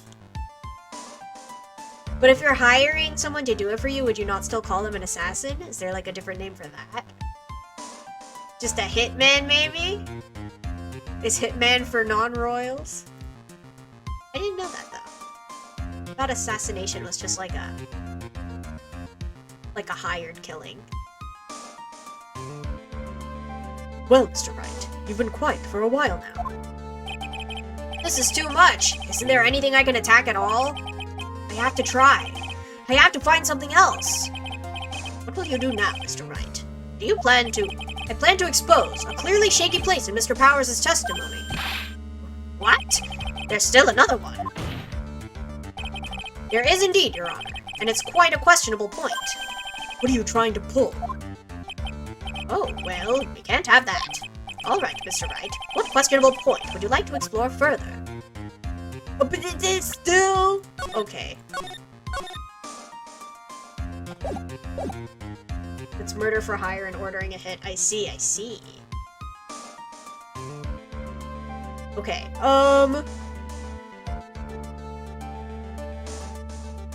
What would Powers' testimony entail? What does that mean? Mr. Powers' testimony, of course. Oh, I know it's kind of... Your insanity stupefies me, Mr. Wright. We've already clarified all questionable points during the cross-examination just now. Wasting time like this, calling the testimony questionable. I'd say it's your head that's questionable here. No! No, no, no, no, no, no, no, no, no, no, no, no, no. Alright, person who received the bear it is, I suppose. There was one thing in Mr. Powers' testimony that was very unclear, and that is the identity of the person who received the bear. He gave something to the person inside the room. Sorry, but I only saw the person's arm. As long as we don't know who it was that took the bear, we can't be sure of...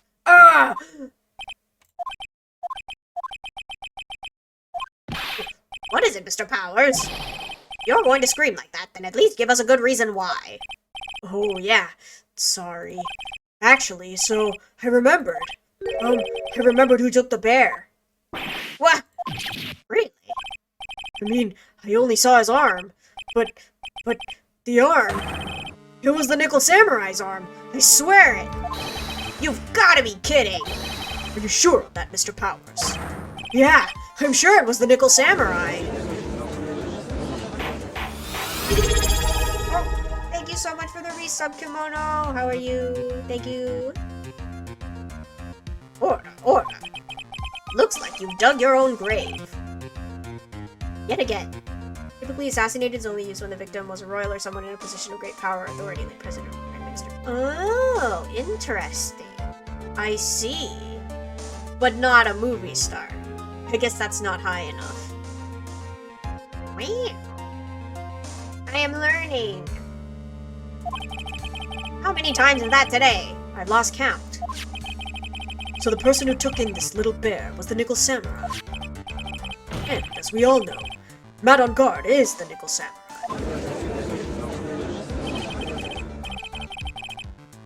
Thanks to the defense, we've made that all the clearer.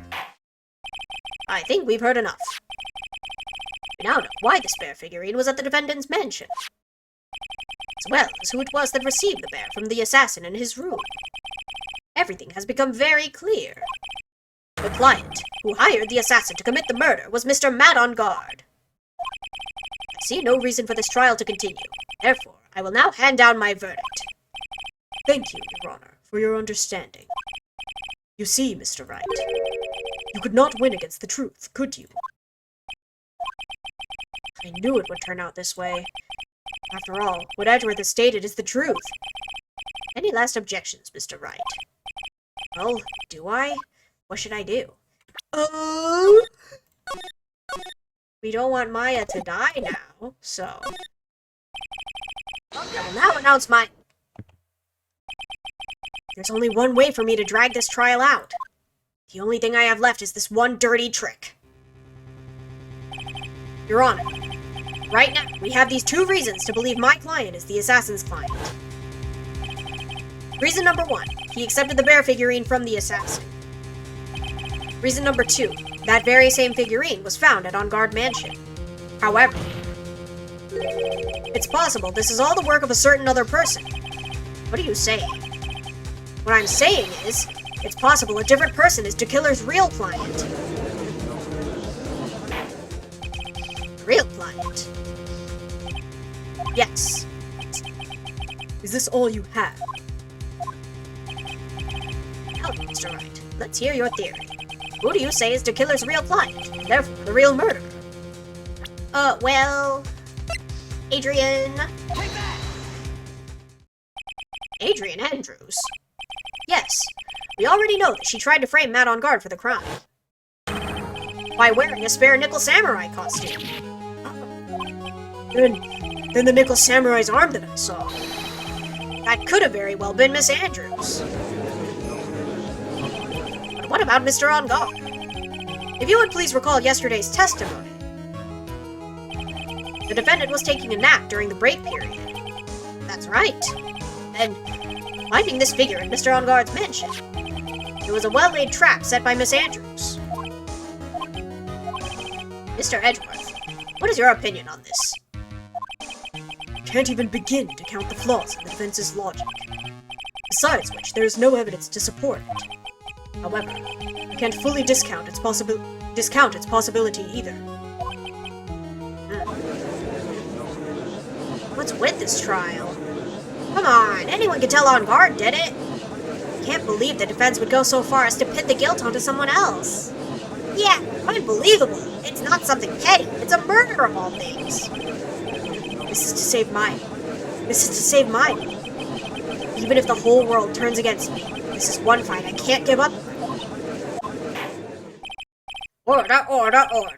All disruptive parties will be forced to leave the courtroom. Your Honor, for the benefit of the defense, I'm willing to play along with its what-if game. His what-if game, Mr. Edgeworth? The prosecution is prepared to challenge the defense's theory. Mr. Wright, even you must have thought it strange and wondered. Why would the criminal want this little wooden bear?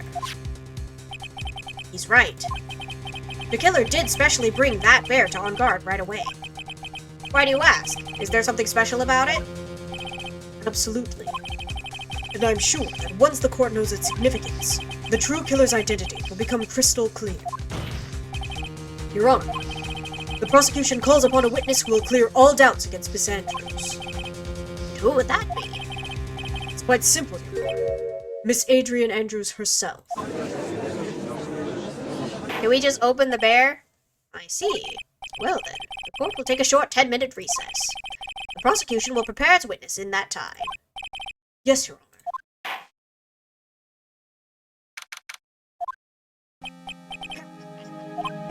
Oh, I knew it was a good idea to hold her hostage. Don't you agree, Mr. Lawyer?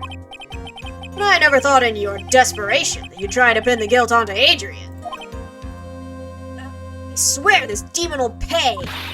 Mr. Nick!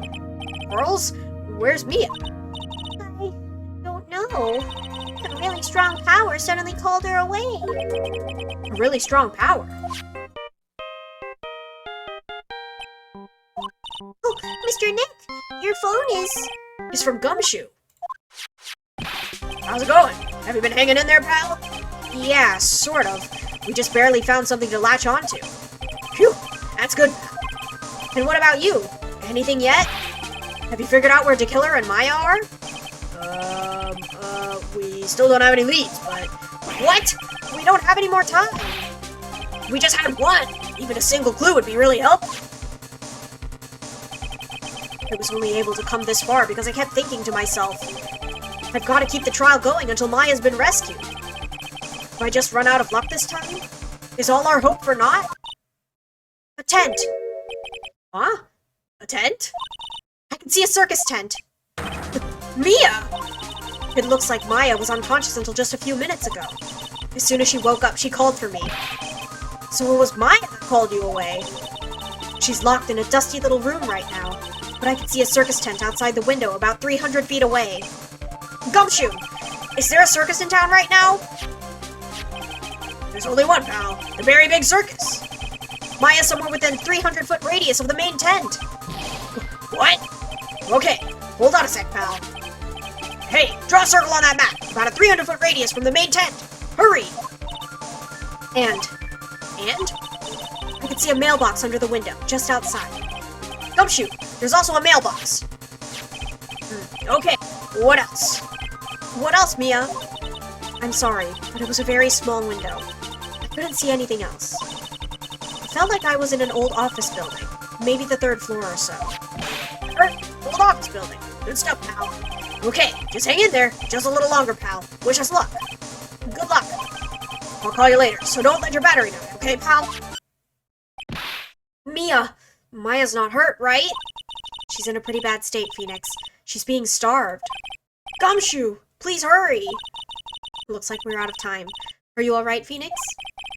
It's only a matter of time before Maya's rescued. I can do this. I just have to make this trial last a little longer.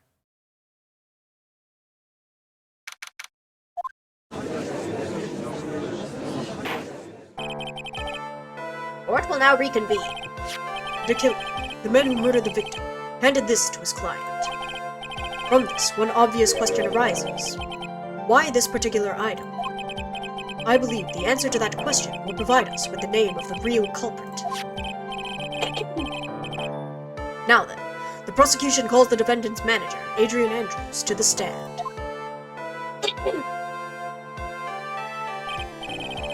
Currently, the witness is accused of tampering and obstruction of justice. However, you have been called to the witness stand today to ascertain who exactly is guilty of murder. I understand. Very good. Now, have you ever seen this bear before, Miss Andrews? Of course I have. You've seen it before.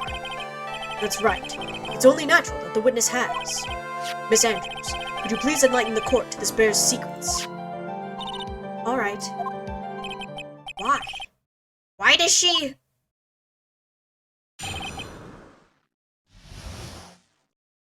Okay, wait. I want to check how much of this trial I have left. Can I finish it today, or should I save it for next week?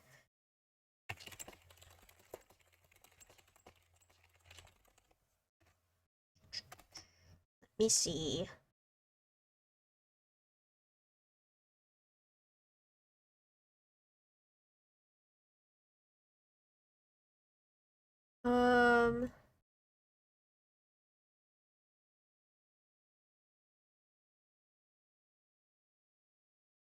Okay, I think I have a while yet, right? Compromising crime scene, yeah. Okay, I think we can finish this segment. That should be fine. And then I'll still have enough to play next week, too. Actually, this is an elaborate puzzle. If you know the correct order, it can be taken apart one piece at a time. At its center is a small cavity with just enough room to store a small item. Because of its complexity, if you don't know the order, you can't open the bear. You really can't tell that it's a small jewelry box just by looking at it. Let's go. So this figurine is a container of sorts, is it? Yes. Looks could be deceiving, wouldn't you agree? Yes, this is superb craftsmanship. Oh, yes. I nearly forgot. You may begin your cross-examination, Mr. Wright. It looks like there really was something to that bear after all. Hey.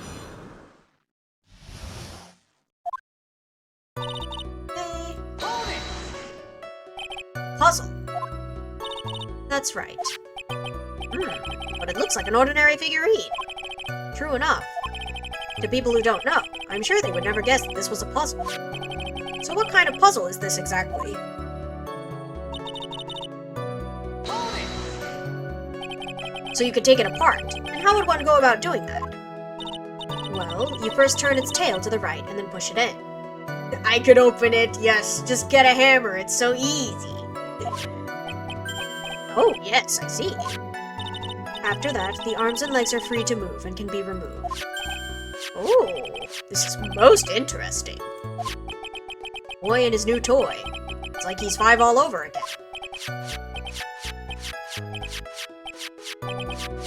Judge! Oh, don't mind me. Go ahead and carry on. I think he's lost it. What do you find after you take the puzzle apart? Are we just going to let him play with the evidence? And how do you know about this? I know because I was the one who bought it. Ah, it was a souvenir from when a friend and I went to Switzerland. Then, this was a present from you. That's right. It was a puzzle in the shape of a bear, so I thought it would be perfect for Juan.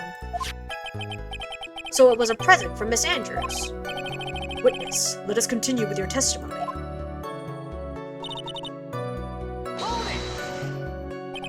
So who exactly knew how to solve this puzzle? Only the two of us, Juan and myself.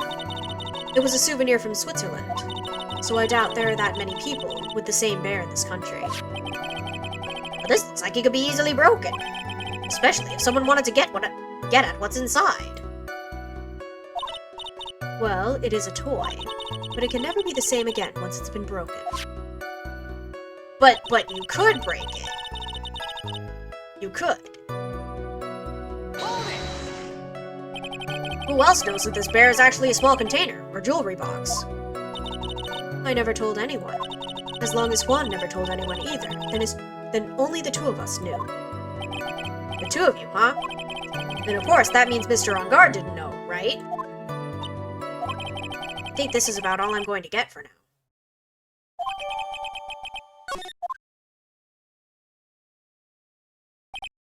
Well, Mr. Wright, I think even you have come to realize that there is one very important fact that we've uncovered, and that is this.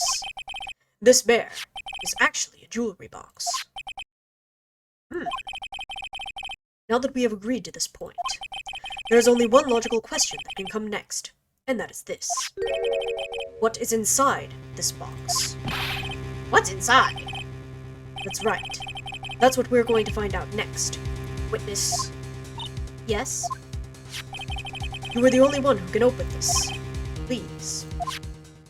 But was the judge not opening it? There's a painful silence hanging over the courtroom. All eyes are on Miss Andrews now as she solves the puzzle and takes the bear apart. Or I could go stabby-stabby on it. Facts. There's so many ways to break it. I've opened it. Is this what you wanted? What is that? Looks like a note. I don't think we need to guess at what that is. Do we, Mr. Wright? It's the suicide note. Suicide note? The suicide note left by Juan Corrida's former manager, Celeste Impacts. Until now, no one knew of its whereabouts. But just as we suspected, it was hidden. Hidden by the victim, Juan Corrida himself. And if it still doesn't open, yes. Just bring out everything. It will open. It seems Celeste Impacts had very beautiful handwriting, and she just as beautifully signed her own name on this document. This is most definitely the note she left right before she committed suicide. Order! Witness, did you know about this? Yes, I did. I heard all about it from Juan. When I discovered his body, I looked for the bear. I wanted to destroy the note before it became public, but I couldn't find it anywhere, because it had already been taken by the killer. Everything is going at Mr. Edgeworth's pace.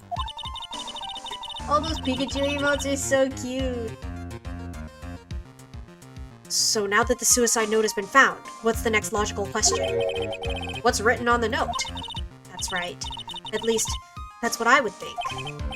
Now, I believe it's only appropriate the contents of this note be made known. I can't stop you, can I? I went through so much just to get my hands on it. And I was going to burn it, for her sake. You have a lot of them? It's good stuff. It's good to have a lot of emotes. I am deeply sorry, but I can't allow you to persuade me to stop. Your Honor, if you could please read the contents of the note out loud. Very well.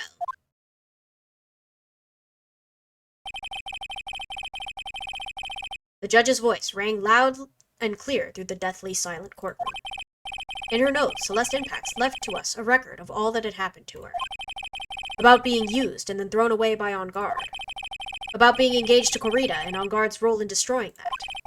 And about how she decided, in her despair, to end it all.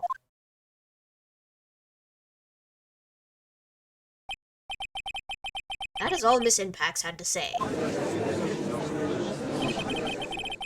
There's one thing I would like to say here. The prosecution has no interest in slandering Mr. On Guard. Then, what? Our intention, Your Honor, is to establish a motive for murder. Isn't that correct, witness? Yes. On the night of the murder, Juan was going to make the contents of the note public. After the post-ceremony show, he was going to hold a press conference. My word. Matt On Guard values, above all else, his refreshing like a spring breeze image. Which is why he had to stop this note from being made public. Oh my gosh, that really is a lot! Wait, they're so cute! Oh my gosh, these are lovely. At any cost.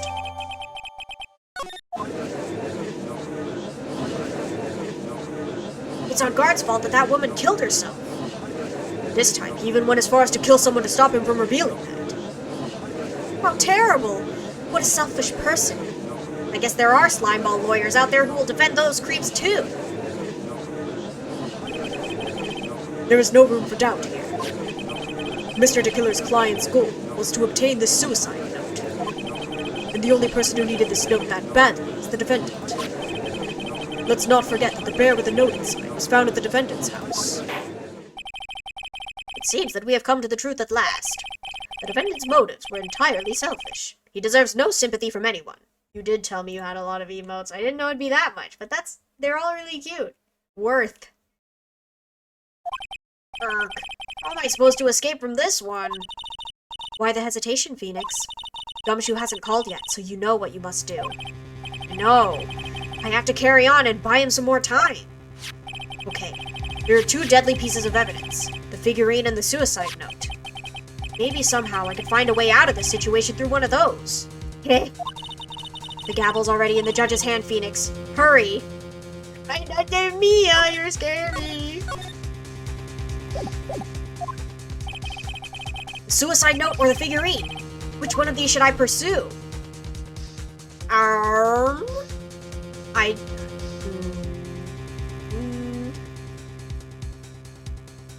figurine.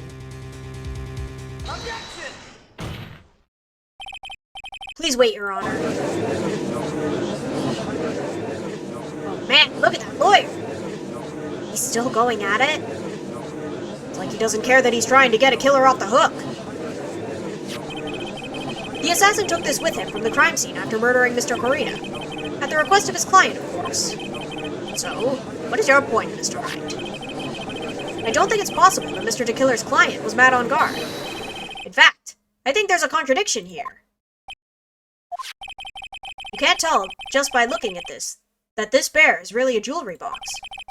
The chances that Matt on guard thought the note was inside the bear are 0 to none. Oh, I didn't think of it that way. Exactly. But I did think of it that way, and I thought it was rather strange. After all, there's no reason why Mr. On Guard would ever want a jewelry box like this. Let's go. Order, order, order. You make a valid point, Mr. Wright. Mr. Edgeworth, what is your opinion? It was just a flash, but I think I did rather well on this one. Fortunately, I think he believes differently. I believe a show of appreciation is in order. Ah? The defense seems to be in love with wishing more despair upon itself. I would like to direct the court's attention to this. What is that? It's a very small video camera, Your Honor. This type of camera is commonly used as means of spying. Spying? What the? I thought that spy camera was in my possession. Matt on Guard and the victim both thought of the other as their biggest rival. They even went so far as to use this type of item to find out each other's weaknesses. And? The victim, Juan Corrida, was being spied on. His personal life was being watched by none other than Matt on Guard. Order, order! Mr. Wright. Yes, Your Honor? You. Don't tell me you knew about your client's spying activities. Well, sort of. Sort of is not an acceptable answer, Mr. Wright. I see you were confused, Mr. Wright. You're probably thinking, but I have the camera that was in the stuffed bear's eye. But this camera that I have is not the same one. Last night, I searched the victim's house on a hunch. Using this.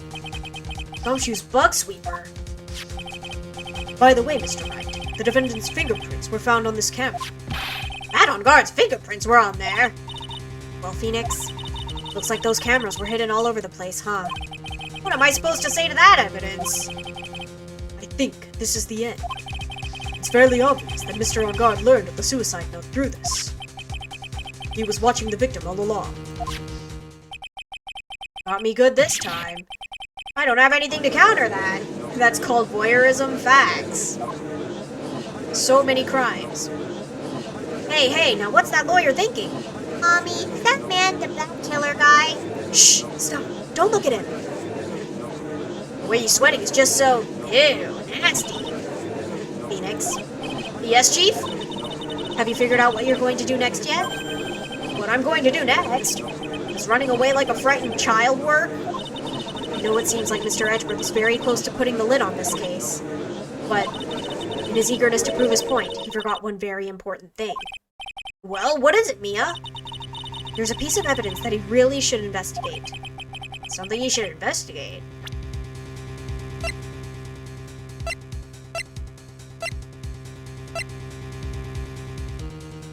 Huh?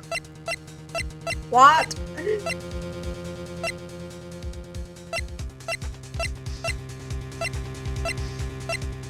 What? I would really hate to see the good prosecutor get scolded for not remembering to look into the item when he had the chance. Why are you speaking in riddles all of a sudden? Alright, I think this time we finally understand everything. Well, Mr. Wright, you don't have any further objections, do you? What is this piece of evidence that Mia's talking about? I don't know, Phoenix, I don't know! I don't remember! Can I figure out what it is that still needs to be looked at, or should I let it go? I mean... I have an objection, Your Honor.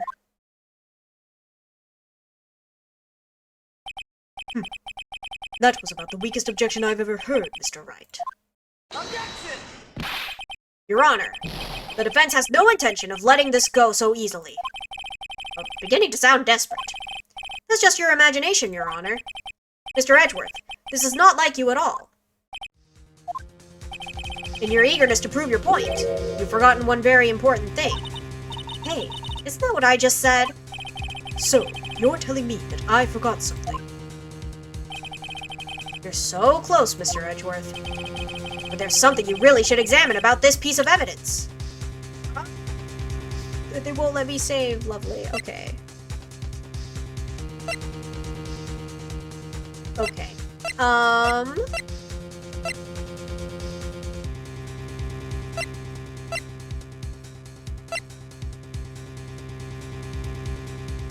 Is it something we've presented? What? Phoenix? I don't know.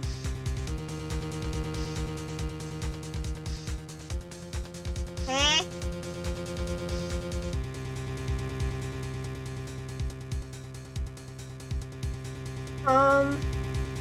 Okay, it can't be this, because we haven't presented this, and I don't think it's important.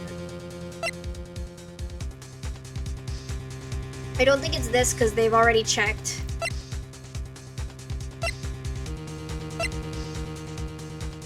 We've already checked that. I don't think it's anything back here. Alright. Take that! That is in fact a suicide note, right? Who knows? Eh.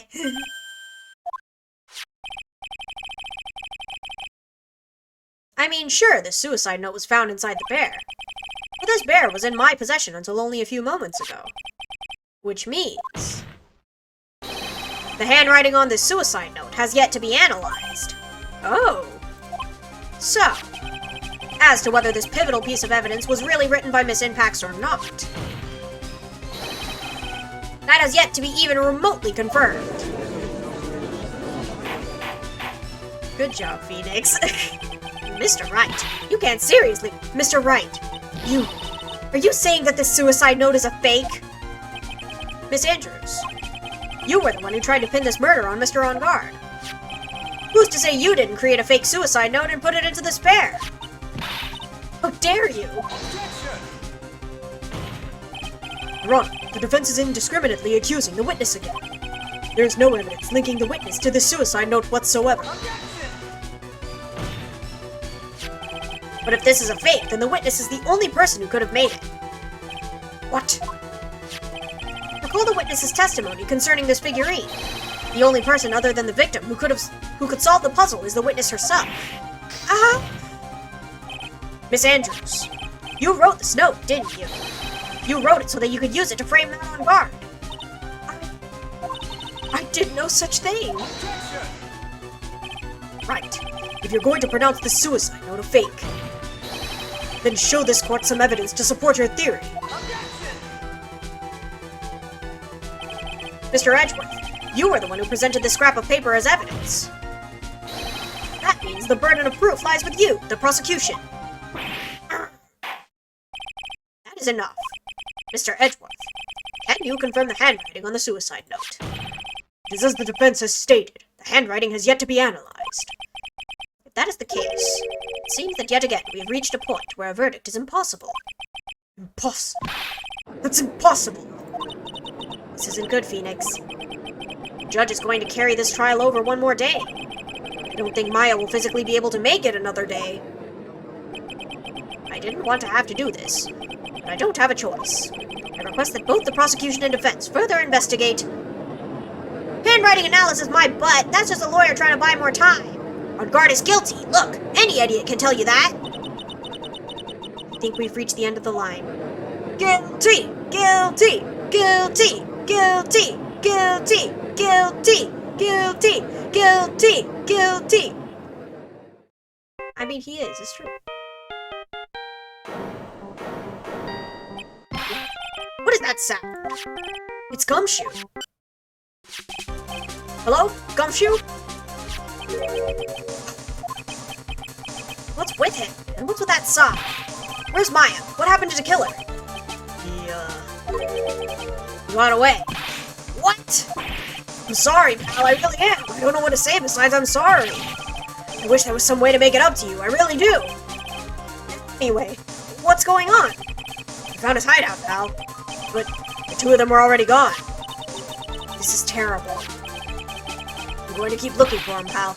Don't you worry, I just need a little more time. But don't tell me we don't have any more?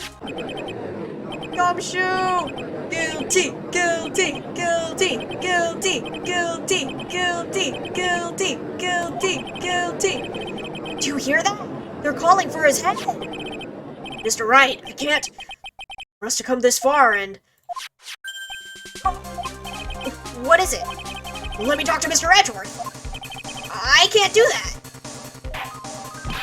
Mr. Wright, would you please get a hold of yourself? Yes, Your Honor. I'm about to end today's proceedings. You may take your phone calls after. Oh, hold on, Your Honor. Edgeworth, catch!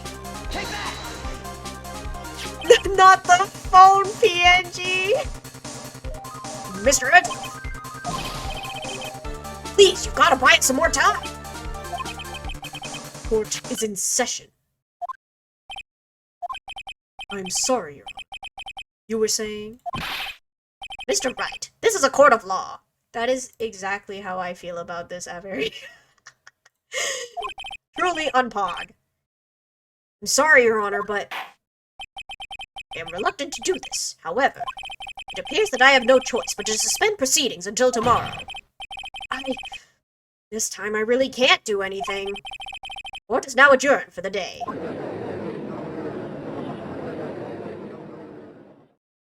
He threw a literal PNG at Edgeworth. It had a background and everything. Please, wait, Your Honor. Edgeworth? What is it, Mr. Edgeworth? I humbly request another 30 minutes of Your Honor's time. For what purpose? We could perform the necessary tests on this piece of evidence in that time. But can you really obtain your results in 30 minutes? I believe we can. Wouldn't it be better if we adjourn for today and then reconvene tomorrow? 30 minutes. Please, Your Honor. That is all I'm asking for. Please, Your Honor. Very well. At the prosecution's request, this court will now take a 30-minute recess. Be advised that I will not allow another recess today. I'm not sure if this is helping or hurting us. The court will now take its final recess of the day.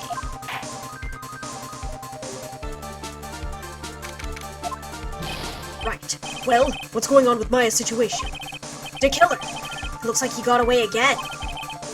30 minutes? We can't find her in that time. Better have an analyst on speed dial for real. Edgeworth has connections, though, I believe.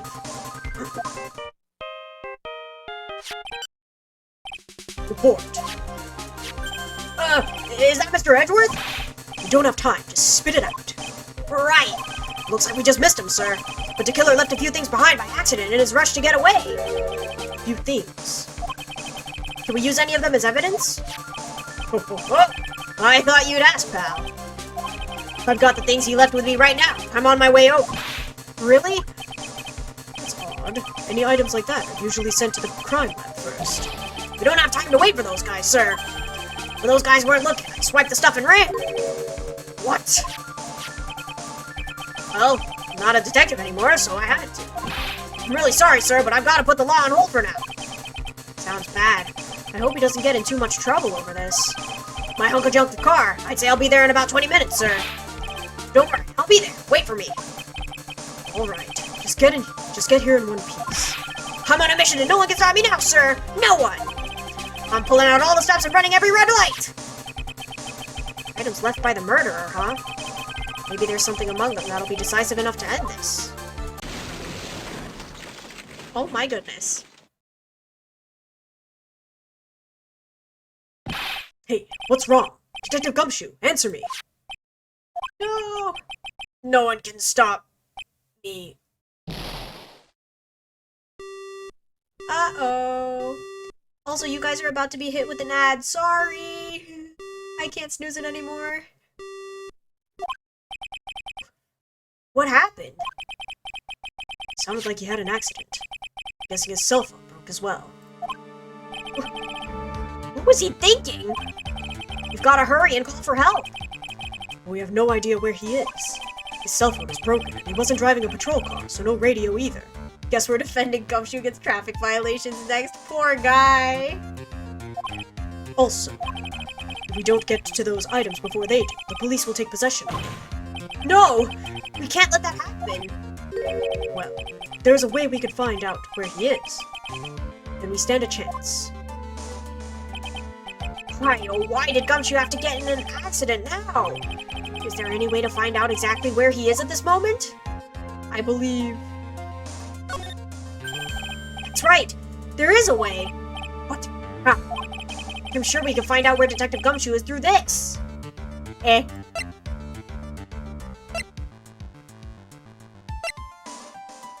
What? Radio transceiver is connected to Shelly. Transmitter? Oh...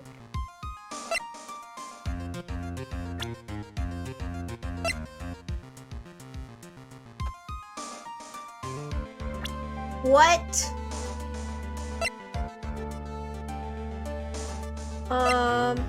Welcome back from the ad. I made no progress because I don't know what we're supposed to use. Transmitter, maybe? Take that! Right, we're not in the middle of a mock trial here. Guess this won't work, huh? Guess it's up to me to think about it. Don't get your hopes up too high, but I'll try my best. Did I say something wrong? Edgeworth, what is it? I don't have any right to judge anyone ever again. I know my client is guilty. What I'm doing now. I'm pinning the guilt onto someone totally innocent and using the evidence to do so. Might be my turn to say, Defense Attorney Phoenix Wright chooses death. Right. It doesn't suit someone like you to cry useless tears. Whether you did your job well or not, that can only be seen after the verdict has been decided. The verdict? Is Prosecutor Edgeworth... Oh, is Prosecutor Edgeworth here? Yes, bailiff. There's a phone call for you, sir. He said it was extremely urgent. We're probably finished with the handwriting analysis. Already? I have to take this call. In the meantime, think hard about what it is you must do. Wow, okay.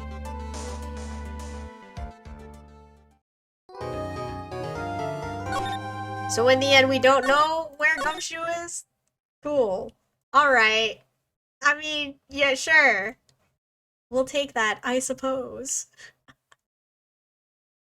Thank you so much for the follow, Epic Pikachu. Appreciate it. I think that is where we're going to end it today, so we'll be saving the last part for next week. So, we're going to go and send a raid over to Captain Fluffs. They're playing Sea of Thieves, so if you want to stick around for that, awesome. And if not, thank you guys so much for coming, and hopefully I will see you guys next time. Bye-bye!